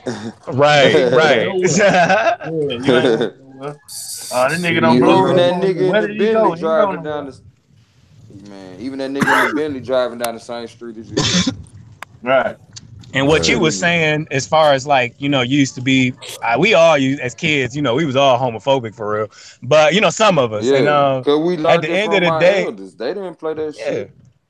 We learned it from our elders, but then I ain't saying I'm just accepting. I just said I don't put myself in a position and surround myself based on what I think no more. Cause now that I don't think about them, I rarely see them motherfuckers. That shit work with the gangster shit too. Like if you don't fuck with gangster, You be like, man, why you keep manifesting? You keep manifesting. Mm-hmm. Right. You dead right. Type people. Bro, I ain't running, bro. I had to get online to run across some of my brothers. You hear me? But I had told myself, like, I had got so far with that shit, like y'all was saying, I had went so far with that shit to the point, like, I don't put that positive energy out there with my brothers. I don't know what a lot of other brothers did when they was in the street, but, man, I spent a lot of time showing love to brothers that I wish I had. I was raised by a group of women, you feel me? So when I got with my niggas, it was like, shit, I'm accepted by the fam. Man, look, bro, this how I'm rocking over here, because they kind of was following me. But me not knowing, until I actually got involved in the shit. Like, once I got involved with the shit, I'm like, damn, them niggas doing what the fuck I'm doing. Damn, this lit is the shit my mom used to teach me in the house. So when you think about it, it's like, damn, okay, I told myself, look, I done put my work in, you feel me? I done showed niggas love. Now it's time for me to raise my motherfucking kids up. Left the city, bro. All the niggas I ran into that was somewhat around from that circle, at least knew about that type of organization, man, they did not have the properness about them. So it steered me away from them. Like, all right, bro, I see you. You know what I'm saying? But we ain't never chop it up. I ain't meet your kids. I ain't meet your queen. Like, if I don't do that, I don't, man, bro, don't call me on no aid. Don't call me for nothing. You feel me? It's high and by. I had to tell a nigga that shit in real life. But yeah, like I was really raised by my grandmamas. You know what I'm saying? On both sides. Mm-hmm. I went to my grandmama's house. Queens. And they're the ones who put stuff in me and brought stuff out of me. And when I went back to my dad's house during the weekdays, you know, because I spent the weekends and the summers at my grandparents' house. When I go back, I just display it, and my father just thought I walked and talked right. You know what I'm saying? Right. He was focused on working. He doing doubles and triples in the mill. Yep. I got the stepmom, she crackhead, you know. At a certain age, once my grandmama passed, the streets. Like I was just learning how to live with other kids that didn't have no parental, you know what I'm saying? Right. Yeah, like a motherfucker watching their ass. Yep. You know what I'm saying? Without that motherfucker. Yeah, where you going? Where you going? What you finna do? Do this, do that. Bro, you know what I'm saying? I was class. What you doing? Yeah, I was pretty well put together. I went to school on my own. I came home, cleaned up my own, cooked my own food, washed my own dishes. You know, but it was like I would do all of these things and then hit the street. Yo, you know, like I was doing it wrong. You know what I'm saying? Nigga, Jesus had a rough I'm the only nigga in the street doing my homework and shit. Right. Like, asking niggas, hey, you got your homework for tomorrow? Okay. Man, they like, want to know me. Lame in the motherfucker. I swear I'm in that flexing, but it showed on later on in the years when niggas need to know what the 3.5 costing. Well, what if you got, you know, like it was different. Come on now. You know what I'm saying? Come on now. So, and some of your niggas, you just had to bring it out of them because them niggas was like hip to the street shit. You like, bruh, nigga, this the same shit you just did last night when you did yeah, bro, I got that shit. I got that. Like, all right, nigga, they just, because you know how it be in school. If you ain't versed, like, I think watching different kind of movies saved me, as well as going on vacations and being able to mingle with different kind of people. My pops just let me roam and shit. So I got to meet different kind of people as well as see my pops. He never really met a motherfucking stranger when I was allowed to spend time with him. I always seen him talk to people. So as a man, I didn't think you was scared to approach no conversation. Huh? Nah, I'm fucking with Katrina. Can you give me a refill, please? I was just saying shit. I was peeping shit from the, you know, the times that we was allowed to be around certain men. Like, for me, when my granddad died, shit, like you said, the streets is, man, where I started getting a lot of my honing of my skills. Like, I always be super protective of my sisters and the women in my family. But when it came to the streets, it was like, shit, bruh, it's a lot of shit that we can avoid. It's a lot of shit that we can avoid right now, my nigga. Coming up and like, and in my neighborhood, it was like, I could give you about 30 kids. 30 children throughout the radius of my neighborhood, which was probably about, which is probably like, just mute right quick, bro. Go. I had to get up out of there. Yeah, you definitely did. Which is about like a three avenue radius. This is probably about 7. I'll say 10 blocks.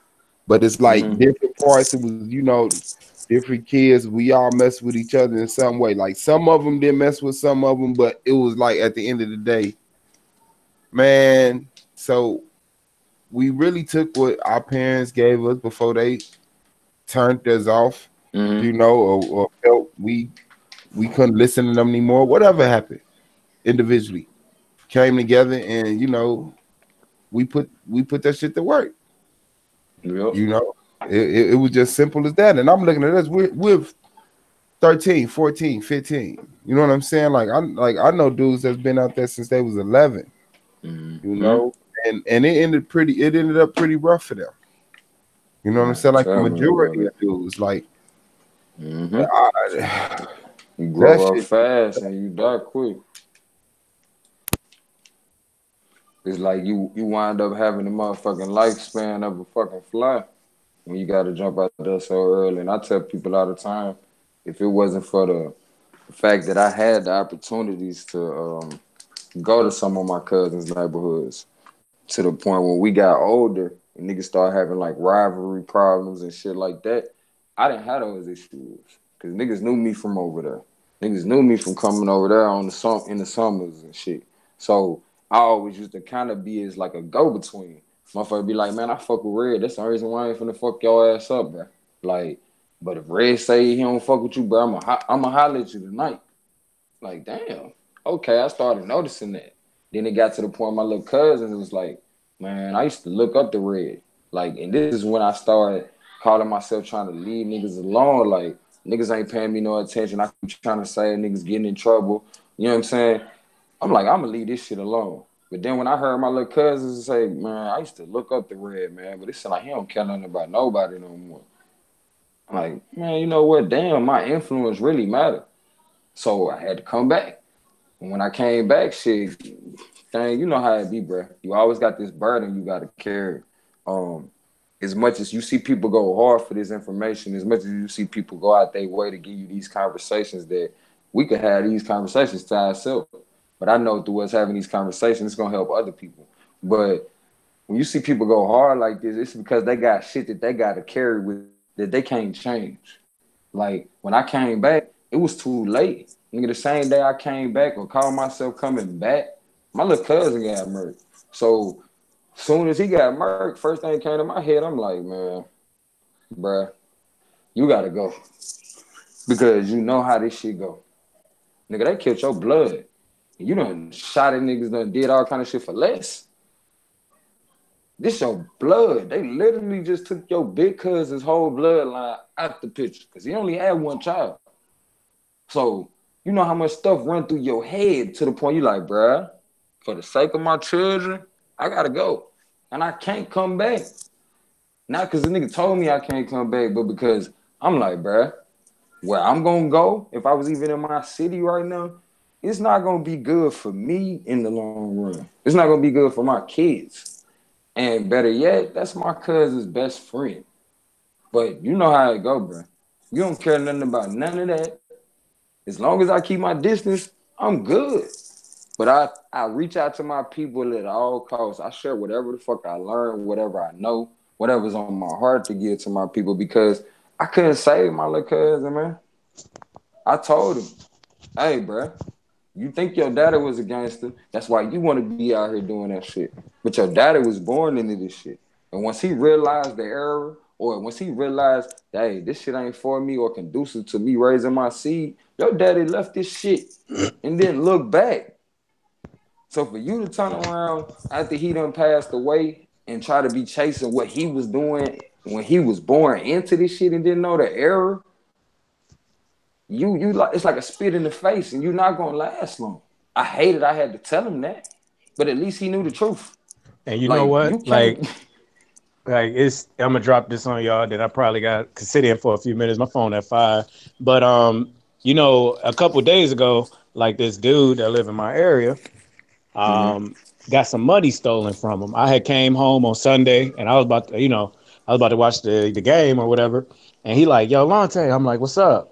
He like, come here. I'm like, nah, I can't come here, bro. The game on. I'm out. He like, no, it's gonna be like 5 seconds. 5 seconds highest. All right, nigga, come on. So I went to it. He said, step in my house. I said, dude, I'm trying to go. So he talking my house and he started tearing up. And you know, any other dude would be like, yo, that's gay. But with knowing who you are, we are more emotional than women because we're strong. You know what I'm saying? Like, motherfucker gets so mad he'll break your goddamn jaw. That's emotion. That ain't got shit to do with, oh, motherfucker, I'm strong. Man, nigga, anybody can punch somebody in the motherfucking jaw, but nigga, you mad enough, you break his jaw. Right, so try to do it when he you like ain't mad. Right. He, you know, since he crying, I'm like, what's good, bro? Like, come on. I close the door. I'm like, dude, what's going on? You know, and he like, man, I'm about to go shoot this nigga because somebody stole $40 from him. And it just happened to be the neighbor next door to me on the opposite side, so 2 houses over. So I'm like, okay. Niggas ain't really got shit. So I was like, so you gay? You like boys? I didn't know that, dude. But thanks for coming out the closet. He like, what the fuck you talking about? While crying, what the fuck are you talking about, nigga? I ain't fucking playing right now. I said, nah, I just didn't know you was gay. I mean, you so pressed about him taking $40, and I guess this nigga is worried about, you know, this dude is literally going to put you around all dicks. That's what he's going to do. He's going to put you in a situation where you're around dick and ass from men all day. And he was so worth it. That's what you wanted. Because at the end of the day, we know our every reaction has another reaction. And we'll say it all day with glee and joy and repeat it and say it as a catchphrase. Sometimes I'm scared of catchphrases. I'm scared of catchy people. Like, I'm scared of trendy people. Like, because you just saying stuff and you saying some powerful stuff and you don't know what you're saying. You know what I'm saying? I can give you something. And that's how people get screwed over too, because I can give somebody something and I know they'll be stupid enough to just keep saying it. You know what I'm saying? Or doing something. You know what I mean? So like at the end, you know, that's another part of business. And that's why my business been growing. If I talk to them a certain way, they'll listen and they'll understand. You know what I'm saying? And they'll hear it in a way that it ain't coming from a black man. It's coming from a human. You know what I'm saying? And believe it or not, it works. You know what I'm saying? When you are powerful and when you say you are God, you're not really a God. You are a powerful being. You know what I'm saying? That is what we call in English a God. Yeah, whatever. But if we ain't English, let's not use them words. We are a powerful person. You know what I'm saying? We are whatever power is in your Israelite situations. You know what I'm saying? So, you know, it's just, is y'all still there? Yeah. Okay. You know, and it's so crazy because I was asking him that, and he was like, you know, it ain't about that. It took me maybe 5 seconds. And I told him, I said, okay. I said, you got a feeling in your stomach, don't you? He said, yeah, man, I feel like I'm gonna kill this nigga and my stomach kind of hurting. You know what I'm saying? Because he was like rubbing his stomach. And I said, dude, because you know you ain't gonna be able to see your little kid. I said, look at him. I said, I guess his dad's a, you know, fruity faggot. So he gotta, you know, I mean, you know, he gotta go to jail. He got to go have these men. You know, he could just stay with the woman that was in his life. And he like, dude, what the fuck is wrong with you? It got to a point where he was just like, nigga, he ain't want to shoot the nigga no more. He low-key wanted to shoot me. Like, you know what I'm saying? But it was like, it was all love. You know what I'm saying? I don't even know. I don't really talk to this dude like that. But, you know what I'm saying? I do what I do. You know what I'm saying? And I just, we go and buy some of the goddess together. Yeah, he seen it's when you tell him. And my whole point is, yeah, I may have said all that stuff, but underneath everything in his subconscious, he loved himself a little bit more that day. He loved his family a little bit more that day. That's the only thing that kept him from doing it. It was his love for himself and his family.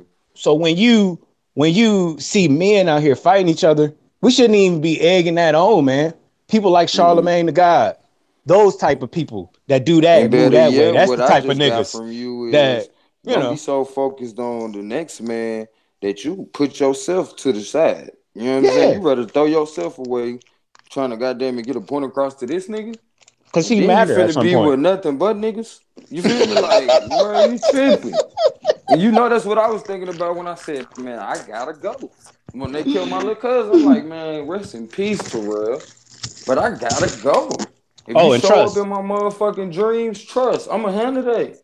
Cause we all strong. I don't think you want your best friend dead. No. So let me go before I fuck around and be so caught up in that shit. Because, you know, when you stuck in that environment and you like, damn, nigga, I was just an hour away. Almost here. You feel me? Your mama just Right. called me and told me to come get your ass. And I couldn't get here fast enough. When nobody picked this nigga up, this nigga had to catch the city bus only for his best friend to stalk him after he get off the bus, bro. Now, mind you, this nigga been getting shot at by this same little boy for about 2 weeks before he got killed. So much so that my little baby cousin, which is my big cousin's daughter, can tell me, she told me the little boy's name, but it's vague right now. Like, after I found out what happened and it kept settling in, when I heard her talking about it, I know she said his name. But I was still so mad. I was just thinking about my little cousin being gone. Like, damn, I think my little 14-year-old cousin ain't never really had a woman in his life. Nigga, you 14. Like, nigga, you never felt love from a woman aside from your mama. And then on top of that, I felt like, damn, hold on. At the place you was with your mama and how you was born, bro, my nigga might have never really had a hug. Like, I'm going to be 1,000 with you. Aside from me, and niggas be acting like I'm funny for that shit, but that's my baby. Like, I look at him like a baby. Regardless to you 14 and you growing into a man, nigga, I know how you came up. And I know how tough life can be. If a nigga don't ever show you that love, bro, you have a grudge with everybody. And I remember the last time I seen my little nigga, he was begging to spend the night with me. And, of course, you know, people in my family, like, nah, he don't need to be kicking it with you. You know what we be into. Mind you, nigga, I'm 32 at this point. Like, I ain't into shit. Going to work, coming home, taking care of my kids. Now, mind you, I might have been around some rough people like what I was talking about earlier. Like, but I was they conscious out there, bitch. Like, bro, we not finna be, we not going out like that. No, not us. They might have did that shit later on when I went around. But when I was around, nah, bro. We did shit a little more proper than most. So much so that can't nobody say I'm in their paperwork. Cause we ain't never got caught up doing shit. you ain't got to worry about that. Read in my paperwork. No. Nigga, tell that nigga show that paperwork, and after he get through, we got to talk. Cause I already know I ain't though. I mean, but the real, I got 2%. I hope it lasts a while. But go ahead. The real question is, when did it become cool? Period. Like heavily cool, and it's been cool for a long time in our culture to put down the person that's like, yo, chill out. But then the person that's like, man, fuck that nigga, you don't do this, blah, blah, blah. You know, that became cool as a kid, but why ain't nobody grew up? Like, you know, there's like so many. There's so many. For your ass. Like, thanks a lot, Delonte. Yeah. You know, that's like my biggest question. Like, when did it become unmasculine to be, you know what I'm saying, a person? You know what I mean? It's a complex situation. It is. Because like we were just saying, all three of us on this panel, for the most part, had a strong female presence in our life, whether it was multiple females or one strong female. You feel me? Right. To the point, it comes out in the way we interact with people now. You feel me? We're more boisterous than most men was, as well as the men that was the fathers of our mothers. Like, these niggas didn't really say much. Unless they was with their partners in their little clubs, or, you know what I'm saying? They little members only clubs and shit. They might talk then, but nigga, you ain't ready to talk to your grandfather like that until you got grown. But sometimes that might have been a good thing. You know, I thought about that too. Yeah, might have been a good thing. And why we may know so much. I think it's all balanced too, though. You feel me? Like, even some people that don't know stuff in tune with our feminine side than our fathers and our grandfathers, because we are more boisterous. Some niggas too far in tune with their feminine side. Maybe they didn't need it no more. But I'm just saying, just the sense of how we more boisterous, like they associate with women nowadays. Like, men ain't holding their tongue for shit. Right. Ain't tongue for shit. Like, sometimes I think most men don't realize they starting to fight with the women, and you like, shit, nigga, you ain't have to say that to her. Cause like, hey, I was looking at Genesis. I was looking at Genesis. Which Genesis you is the beginning. Off the Bible, Yeah, I was looking at Genesis, and I was like, because it's what I what I feed off of. It's my food. But I don't believe everything that's in it. You know what I'm saying? For those who don't believe in the Bible, and that's totally fine. That's good. But what do you believe in? And does it have substance? Would be the question. So, like when I was looking at the Bible in Genesis, and God, one of his curses was to put Eve against Adam and their kids against each other. And so we fighting a curse that God, our Father or our Creator or whoever you want to believe, okay, but it was a curse put on. You know what I'm saying? And then it was talking about putting on skin. Motherfuckers give a fuck about something that's meant to be bad, so bad. But how do my skin look? How does this look? How is this? How is that? Like nitpicking. I just realized, like I told you months ago, this shit don't really matter. You have to figure out what matters to you and then put it together and create that life for you, your family, for everybody around you. That when people come around you, they be like, yo, I dig that dude, man. Let me ask you something. He gave me something spiritually. He ain't even say nothing. Not to fuck your cipher up. Let me ask you something real quick. What's when good? You see cookies, how do you know what kind of cookies they are? Because I don't know. I smell it. I've seen it before. I mean, it's been some times I picked up a cookie and it was wrong cookie and it looked just like something else. I just feel like I'm like that ain't throwing off my synopsis at all. Right. I'm with you there too. But okay, let's say specifically, when you see a chocolate chip cookie, do you have to put the chocolate chip cookie in your mouth? Now I'm talking about an authentic chocolate chip cookie, no questions asked. Do you have to put that bitch in your mouth? Hell no, I know what a chocolate chip cookie look like. You see it on sight, right? Right. And a lot of people in this life, they trying to figure out if they going to heaven. They trying to figure out if the afterlife is even going to be good for them. They trying to figure out if life right now, why the fuck is so fucked up. Now, when you have to do this, you have to take into account. Like, I'm glad you brought up skin because I'm feeling like that's a mistranslation and they added a K in that motherfucker. Because the only person got to worry about skin, unless you're doing things that are detrimental to your biochemistry, like the things you eat, the way you think, the people you surround yourself with, the environment that you're in. There's a lot of complexities that go with it, but you can figure out what works just for you. But at the end of the day, unless you're doing that, bro, the best suit you could fucking have on, it look like you. You feel me? So it would only be to somebody else's benefit to make us not think about this. And when we questioning ourselves as a people because we going through so much struggle, we need to be able to look in the mirror and recognize our blessing. Right. You know what I'm saying? And that's the only thing. Aside from that shit, nigga, you was rocking. And I just had to be to overlook our gift. That's not. I had to be honest. One of the questions that I asked myself was, if everybody was black, would I be happy? And I told myself, absolutely not. I had to realize that in a world where it's diverse, you know what I'm saying? In a world that we ain't going to be in the next maybe 80, 90 years, you know what I'm saying? In a world that we only get YOLO, supposedly one time, but I'm starting to realize people ain't dying. People ain't fucking leaving this world. You know what I'm saying? They're not getting the fucking message. They learning and they're not getting it. At the end of the day, all these things, astrology, numerology, bibliology, they all ologies and they all come together. I'm not saying be united or one for all, you know what I'm saying? Because there'd be bull in some of the stuff that people add because people, it's like everybody don't cook their greens the same, you know what I'm saying? I'm with but it don't mean that it ain't going to be good for the whole. Like, even if we sit here and say, you know what? It won't be good for the whole, but go on and get them somebody that ain't black. Guess what? They going to be black.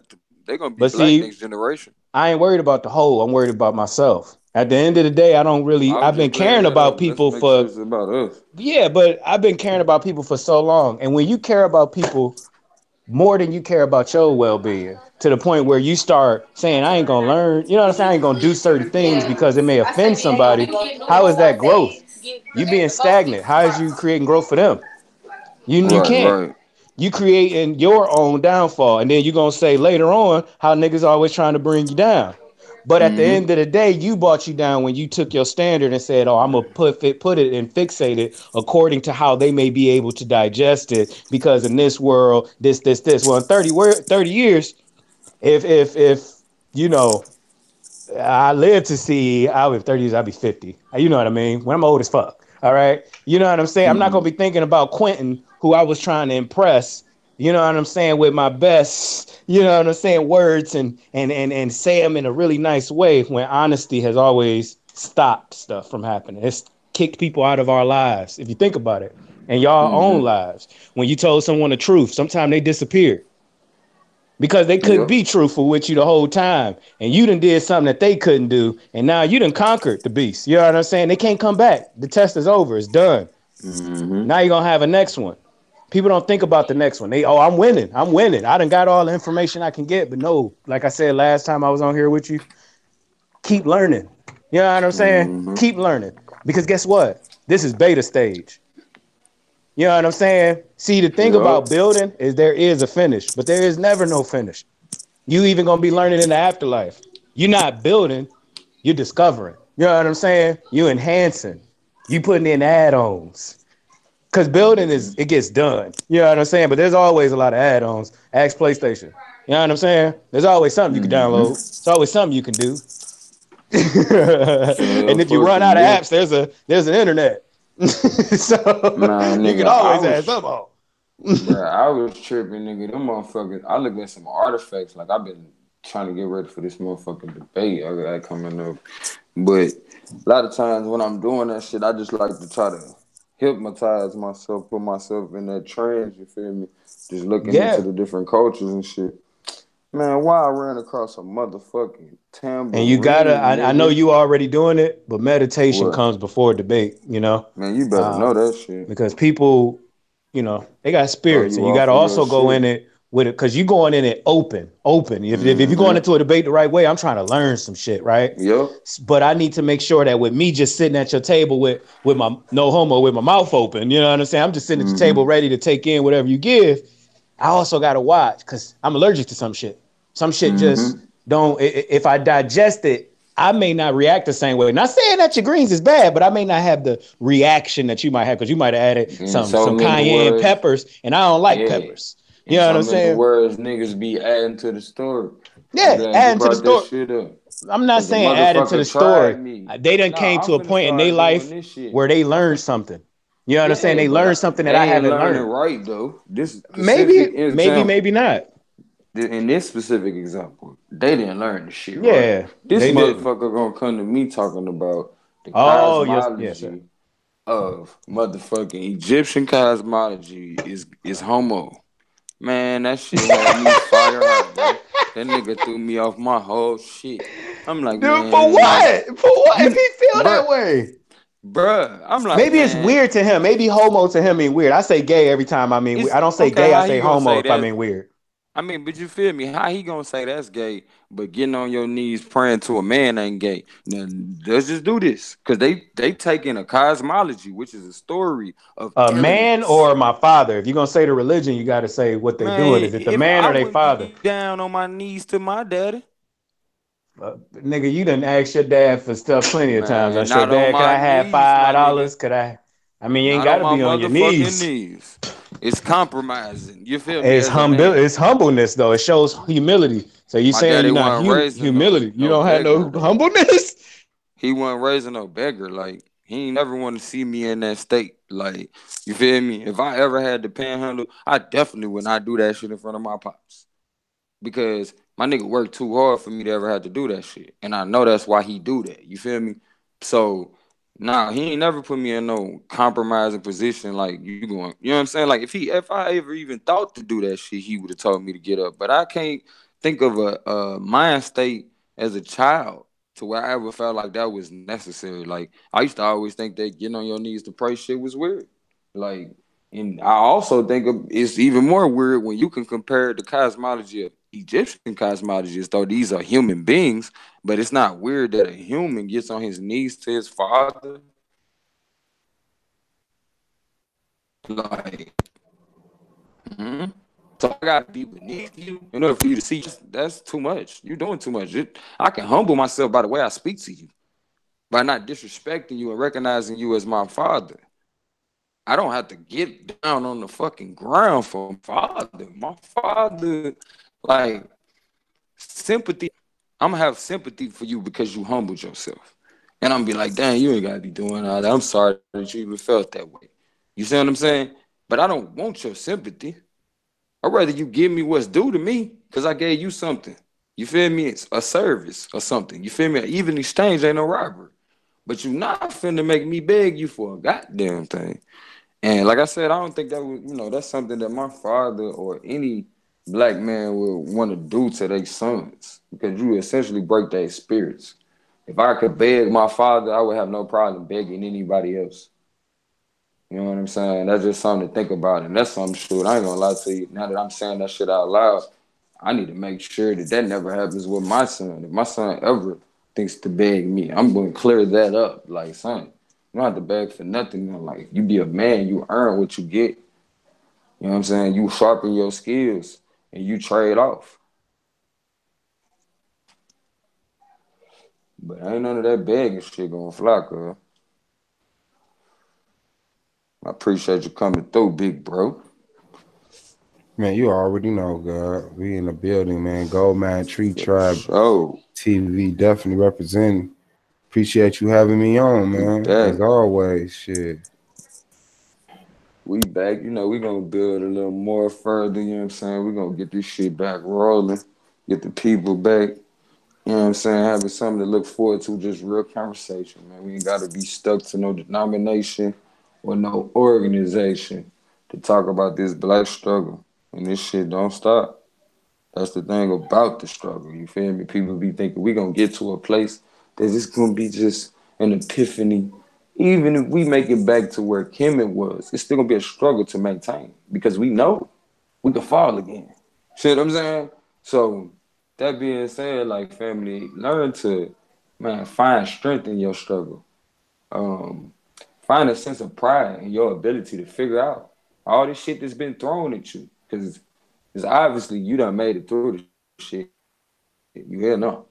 And if you're going through some shit, recognize you're going through some shit, not staying in some shit. You feel me?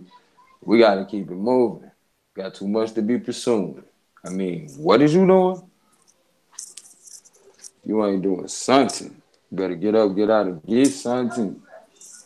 Bruh, I'm ready for this debate you got coming up. You want to tell the people about the debate that's coming up? Oh, yeah, absolutely. I appreciate it. December 24th, Suave Boss versus Orthodox Moor, man, on Solar Vision Debate League. Topic is, did the Moors betray the blacks?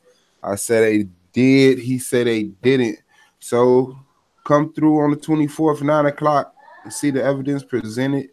Man, calling on the people's vote. If you're a peer, calling on the peers' vote, man. That's it.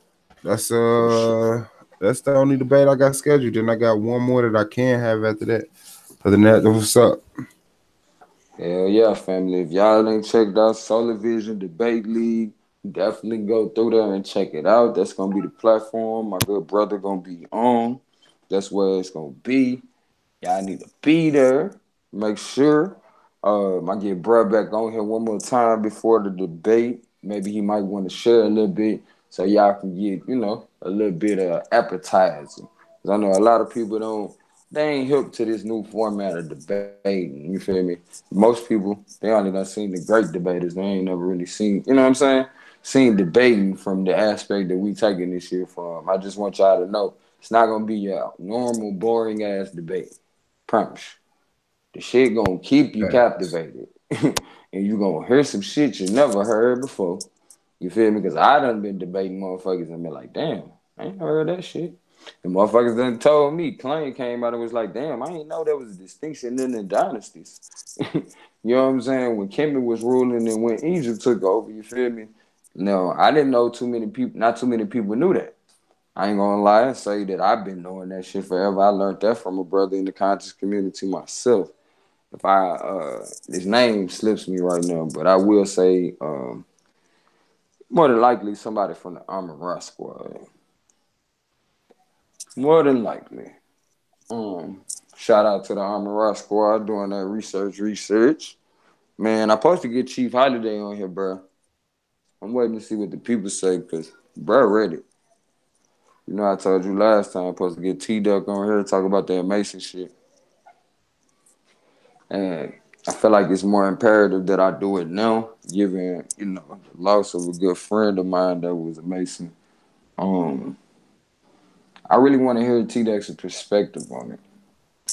he if I'm correct, he has a perspective that not all Masons are bad. You know, a lot of our people have, you know, we done went on this kind of scare campaign at this point. Like anything that we know ain't full black at this point, you know what I'm saying? As far as the information that we got on it, we ain't fucking with it for the most part. You know what I'm saying? As a popular, we ain't fucking with it. You know what I mean? Now, niggas might do what they do behind closed doors, like that shit is, but it ain't popular for a motherfucker to come out and be talking about they're a Mason, is what I'm saying. But we do have a good brother that's willing to, you know what I'm saying, shed light and let motherfuckers know the plight. Like, that shit might have been on some fuck shit. But let's see what you know what I'm saying? Let's see what our people doing. Like, it's to the point with me, I want to know what's up with this, you know, this integration that our people been doing. Like, what's the motherfucking move right now? What moves y'all making? Because at the end of the day, as sure as we doing what we do to separate our people so we can have our own legacy. That's the shit that we really fighting for. Because right now, our legacy is tied to too much bullshit to the point by the time it gets to our great kids, it's going to be whitewashed in a motherfucker. They're going to be looking for their grandparents and that shit. You know what I'm saying? So it's important that we have to separate our history, our legacy from the shit that we connected to, whatever you want to call it. But I do want to know with the brothers who or sisters who integrated, what progress have y'all made? You know what I'm saying? I want to know what your plan is, you know, just like we over here working on our plan, you feel me? I need to know what y'all plan is, because if it consists of different things that could be contingent, you know, a lot of brothers and sisters need to see that. Like, I know that it's a great chance. Once we hear these plans, my nigga, we finna be battling each other first. You see what I'm saying? But I want you to, man, just tickle my fancy. Because motherfuckers is saying this and saying that. But we gonna find out. We're gonna find out. And I think T-Duck a good brother to represent. So I definitely want to hear what the younger Masons is on, the new wave. And I mean, like I said, I could be wrong. Brad might be coming to drop some fire on how they fucking us off. You feel me? But I know he said he wanted to have that conversation. So I hit him up. That's what's up. Shout out to T-Duck, man. Yeah, I hit him up tonight. We're trying to get him to come through. But we definitely gonna set something up before the new year. Shit, what you got up, man? For the incoming end of this month. None. Nothing at all. I don't know. Maybe I'll be able to schedule years over. You said after the season over with? No, I said maybe I'll be able to get another debate before the year's over with. Okay. But other than that, ain't nothing going down, man. Just keeping it slow, man. Staying the hell out of trouble. Making sure I make it through to another day. Man, congrats on that damn desk, fool. They putting that motherfucker to work. I love this thing too. You damn right. Yes, sir. Man, I was looking at some nanotechnology shit that they just now recognizing was within the tombs. Well, not the tombs. Excuse me, ancestors. But that's another thing I found out. They ain't never find no motherfucking tombs within the pyramids. But this shit was off to the side in the burial grounds that they used to have. I'm like, oh my God, these bitches full of shit. But like I said, I brought it up because they found out they was using nanotechnology to basically have like wireless electricity. Not to say they needed all the bullshit we use electricity for, but whatever they used it for, you feel me? That's crazy. I would love to look into that.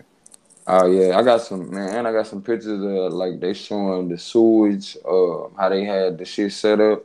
Man, I'm talking about full out city planning and shit. I'm like, whoa. Yeah, I saw the batteries. They had like batteries. Yeah. The battery looked like what they call a Jedi. That's what the battery looked like. And then they used to connect it to the Ark and shit.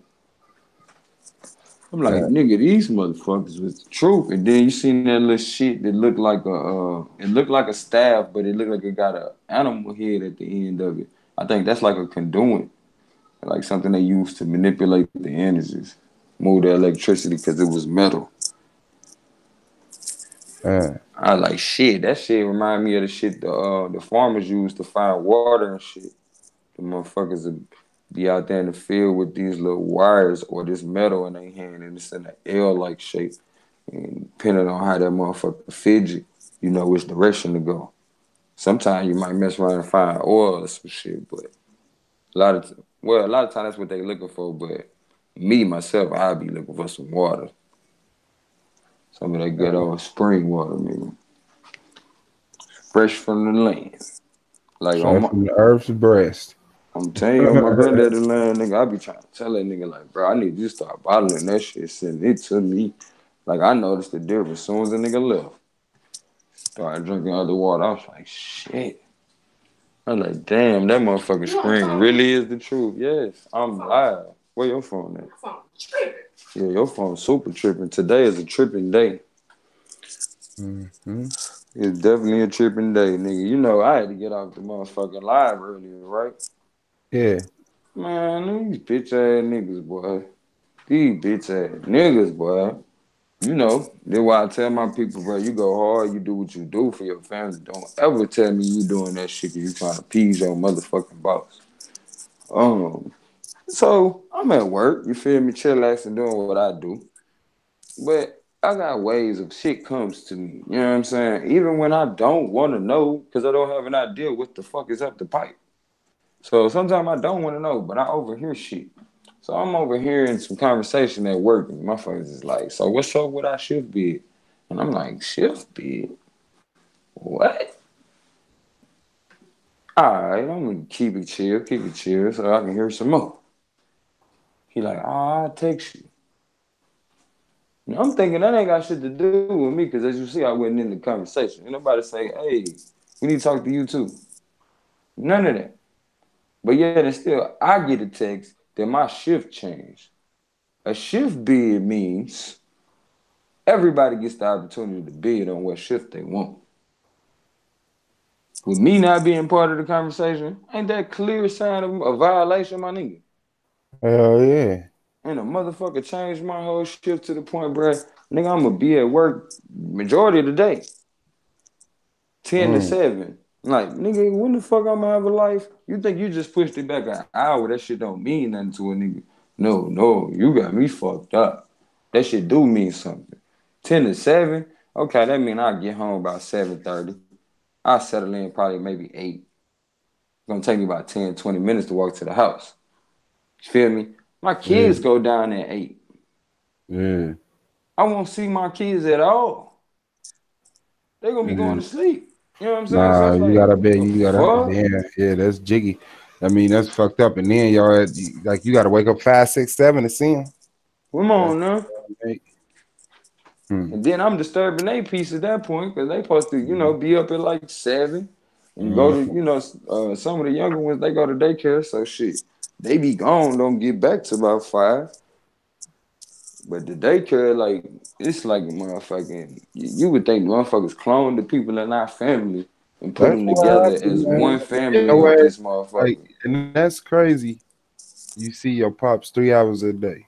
You know what I'm saying? Like, you wake up, you see him. On your way to school. You get home from school. He's still at work. Yep. He's still at work. Still at work. He come home, get you ready for bed, and then it's over with. Done daughter. And it's like, you don't even consider that shit. You feel me? Like, that just show you, like, you can't go to work for these motherfuckers. You go to work because you got to handle that business. So the fact that I got to handle that business, a nigga gonna make adjustments, but guess what? I won't be with this business long because this is that don't include the fact that nigga I got some of the highest numbers, not the fact I've been there the longest. So you can't just shit on a nigga hand like that. Like these what? They're arguing about what they arguing about. They're arguing about. I think they're arguing about that Hebrew math shit that I jumped on. These motherfuckers so much. We Tell them arguing. niggas I said come through. I done sent that nigga an invite. James, they back here screaming at each other about Kobe Bryant and LeBron James. Tell them niggas come through. They on the wrong platform for that. Argument league ain't trying to hear none of that shit. It ain't nobody but Yazoo and Alvin. Who? It ain't nobody. Listen, Yazoo is funny though. Yeah, tell that nigga come through. Yazoo funny. I don't know Alvin. Listen to this nigga. 25 points. It's been almost a hour. Fuck all that good.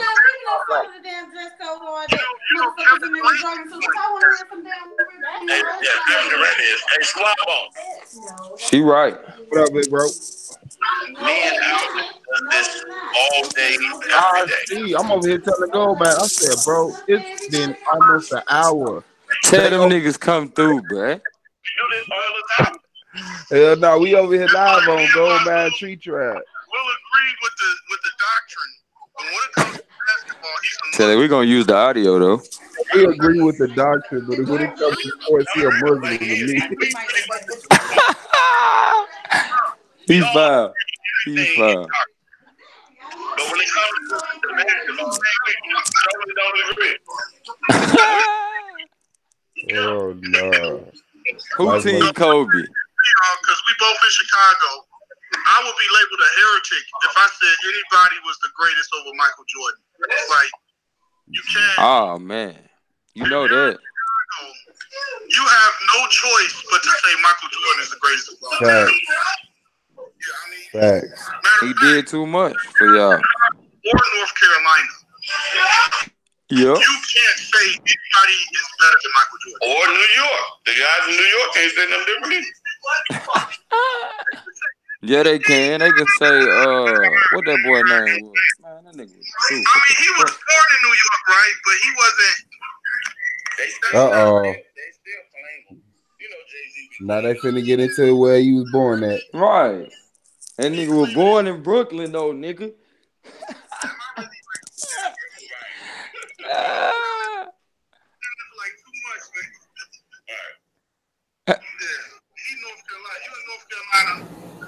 You have to say Michael Jordan is the greatest. If you watch basketball through the 90s, the 80s, you had to say Michael Jordan was the greatest. See, the only reason why I'm mad at Michael Jordan. Why you mad? Just really retired at Utah. That would have made him more mythical. He would have turned into like a Hercules or something, where the last shot he ever took in his NBA career was the game winner to win a championship. You can't write a better story than that. And he messed it up. These niggas is over. They're really over there too over that shit. Hey, shout out to y'all. Shit neither. Yeah, what the fuck shout out check that book out, Eber Math. Hebrew Math. Yazoo, I forgot what his government name is. Yeah. That's how you feel? That shit was funny. That boy KOA was on the panel talking about a book he studied, and the dude that wrote it was on the panel. And he pronouncing his name wrong and everything. I said, hell no. What he call class? Yeezu. Yeezu. Yeezu. He's like, he said, that's him? He's like, nigga, can you see my face? That nigga, that'll look nothing like me, and it's Yazoo. He said, Yeezu. Yeezu. What's his name? That nigga. Shout out to Brandon Bay. I don't know where he at. Shout out to the boy though. Yeah, shout out to the score. Hope him and his family get out. Go to GoFundMe under the Brandon, but the Solar Vision debate. Solar Man GoFundMe. The Brandon Bay project. If you go to Solar Vision Debate League, all of his videos as of recent has the link in the description box. So make sure you go over there to Solar Vision Debate League, clear debates. Go to the description box. Click on that banner bay, GoFundMe link, and shoot the brother a couple bucks. Him and his family. Appreciate For sure, it. family. Definitely show some love to my brother, man. Went through it. My nigga made it. I'm just glad in it. Who through this everyday struggle. I don't want to know. Huh? I want to know who debating tonight. Who debating? Yeah. I thought you was going to say who the baby look like. Nigga, me? Hell nah. Me? Either me or his mama. Me? That nigga look like me? I wish a nigga would have a baby say that what wasn't up, his. World?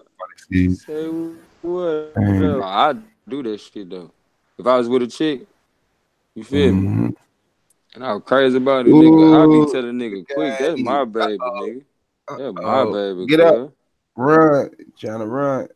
What up, Red? What up, what's up? Trying to run. What you doing? Got him. Yeah. Gorgeous, ready too. to get into some shit. That's what's up, man. That's all cheesy. I thought that cool. I got you. That nigga cheese and I got your ass. I got you on camera, boy. You was on live cheesing. I got you. I got you, or something. You can't say you don't love your daddy no more, nigga. This going down in history. If you ever get 13, 14, try to show out, daddy, you always showing up. Talk that shit. You were always around. I'm trying to kick it with my friends. I'm gonna let them know. But you was crying for me.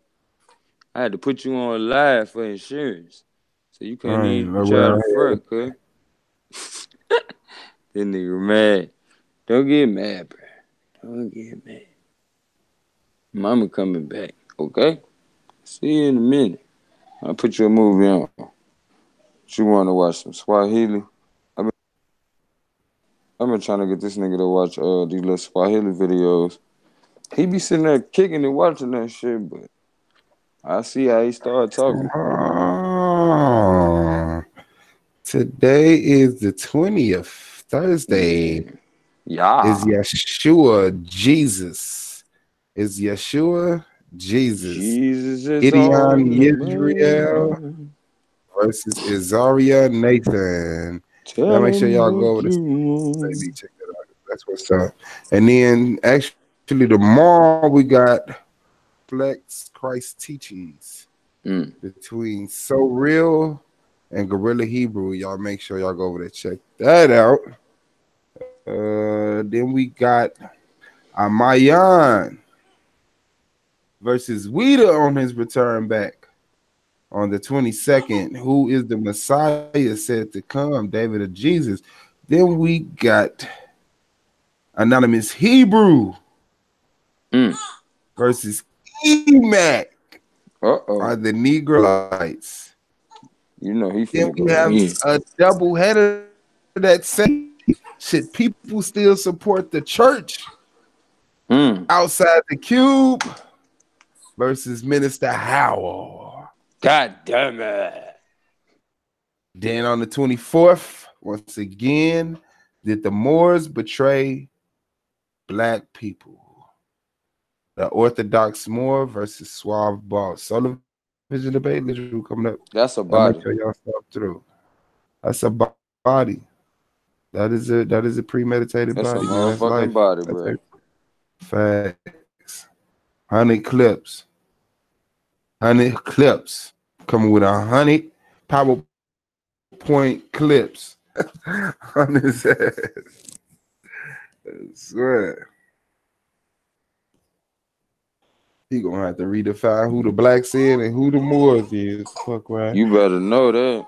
That nigga, he gonna be ready to kick your ass after this shit. They don't play about that. He might. The Moors don't play about that. I might get him to show his true colors. He might come out the box. He might come out with the feds on your ass, bro. And I'm gonna show him where that shit came from. Yeah. That was you look. You should make that nigga wear that motherfucker. Nigga, put that feds out. Right. So you can look stupid when I show you all these other people with this feds on with our brothers in chains. Hey, man. Shit, mama be back. She gotta feed people. She gotta feed people other than you sometimes. Okay. I said this nigga getting so goddamn big in such a short period of time. This shit is freaky. Yeah, as soon as they hit the air, who knew? Mm-hmm. You like, dang, nigga, you was just the size of two of my hands put together. Man, you almost the size of my torso. Already. And he fuck with a nigga though, but he don't play no games though. That nigga hungry. He would cuss me out and baby, he starting in there. Nigga, who is you? And why you got me? You know what time it is. So family, hope y'all got enough to eat tonight. Cause me and Suave, we pretty much fed. We about to get ready for this motherfucking debate. Shit, if you want to catch us, you can come on through the argument league anytime. You liable to catch that shit popping 24/7. Be sure to subscribe, hit that motherfucking bell, cause you never know when them niggas might go live. I be having to catch up like, oh shit, them niggas like, man, what y'all going break? Fuck this shit. You feel me? Appreciate the Suave boss for doing what he do over there, giving the brothers a platform to have their discussions, as well as present their arguments concerning religion and everything else under the sun. You feel me? So actually come up with some solutions to the stuff over there. Sure. Yeah, shout out to Solar Man. What time you said that debate is tonight? 9 o'clock-ish. You know, sometimes it goes late. But y'all make sure y'all subscribe to Solar Vision Debate League, the Argument League SVDL, but do subscribe to the primary channel of the Argument League. And if I may, subscribe to Psychopathias Live, Justice on the Run, and Miss Legit Part 2, and hit her up for any graphics on Facebook. Renee's Black Graphics. Check out DJ Black Show on music. Yup. Check out Brandon Bay channel. Most definitely. Check out Rob Rack channel. Yo, Rob motherfucking Rack. Do the Knowledge. Do the Knowledge Radio. A couple people. Yeah, I see us. But y'all make sure y'all. He ain't gonna believe I did this shit. Y'all check out my nigga G Conscious. This out here, you feel me? This is one hell of a brother. Because the chat will eat you up for representing blacks. But yeah, shout out to G-Con. Thanks for the Zoom hookup to make the production on the Argument League a little bit more proficient. Yeah, that's what's up, man. Love y'all. Y'all make sure y'all take care of yourself. Love you too, man. Thanks for having me on, big bro. I really do. Appreciate it. For sure. We appreciate you coming through. For me and Trey.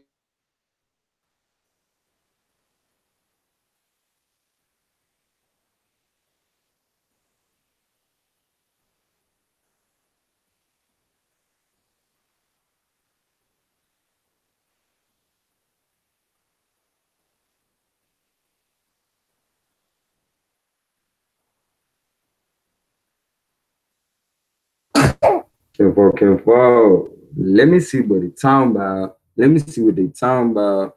Appreciate y'all for coming through. Love you as myself. You know how it go, family. Dad game all day. Gotta go take care of these kids. Peace out, family. Appreciate y'all coming through. Come on back. We're gonna be right back at you. Or should I say we're gonna be right back at your ass.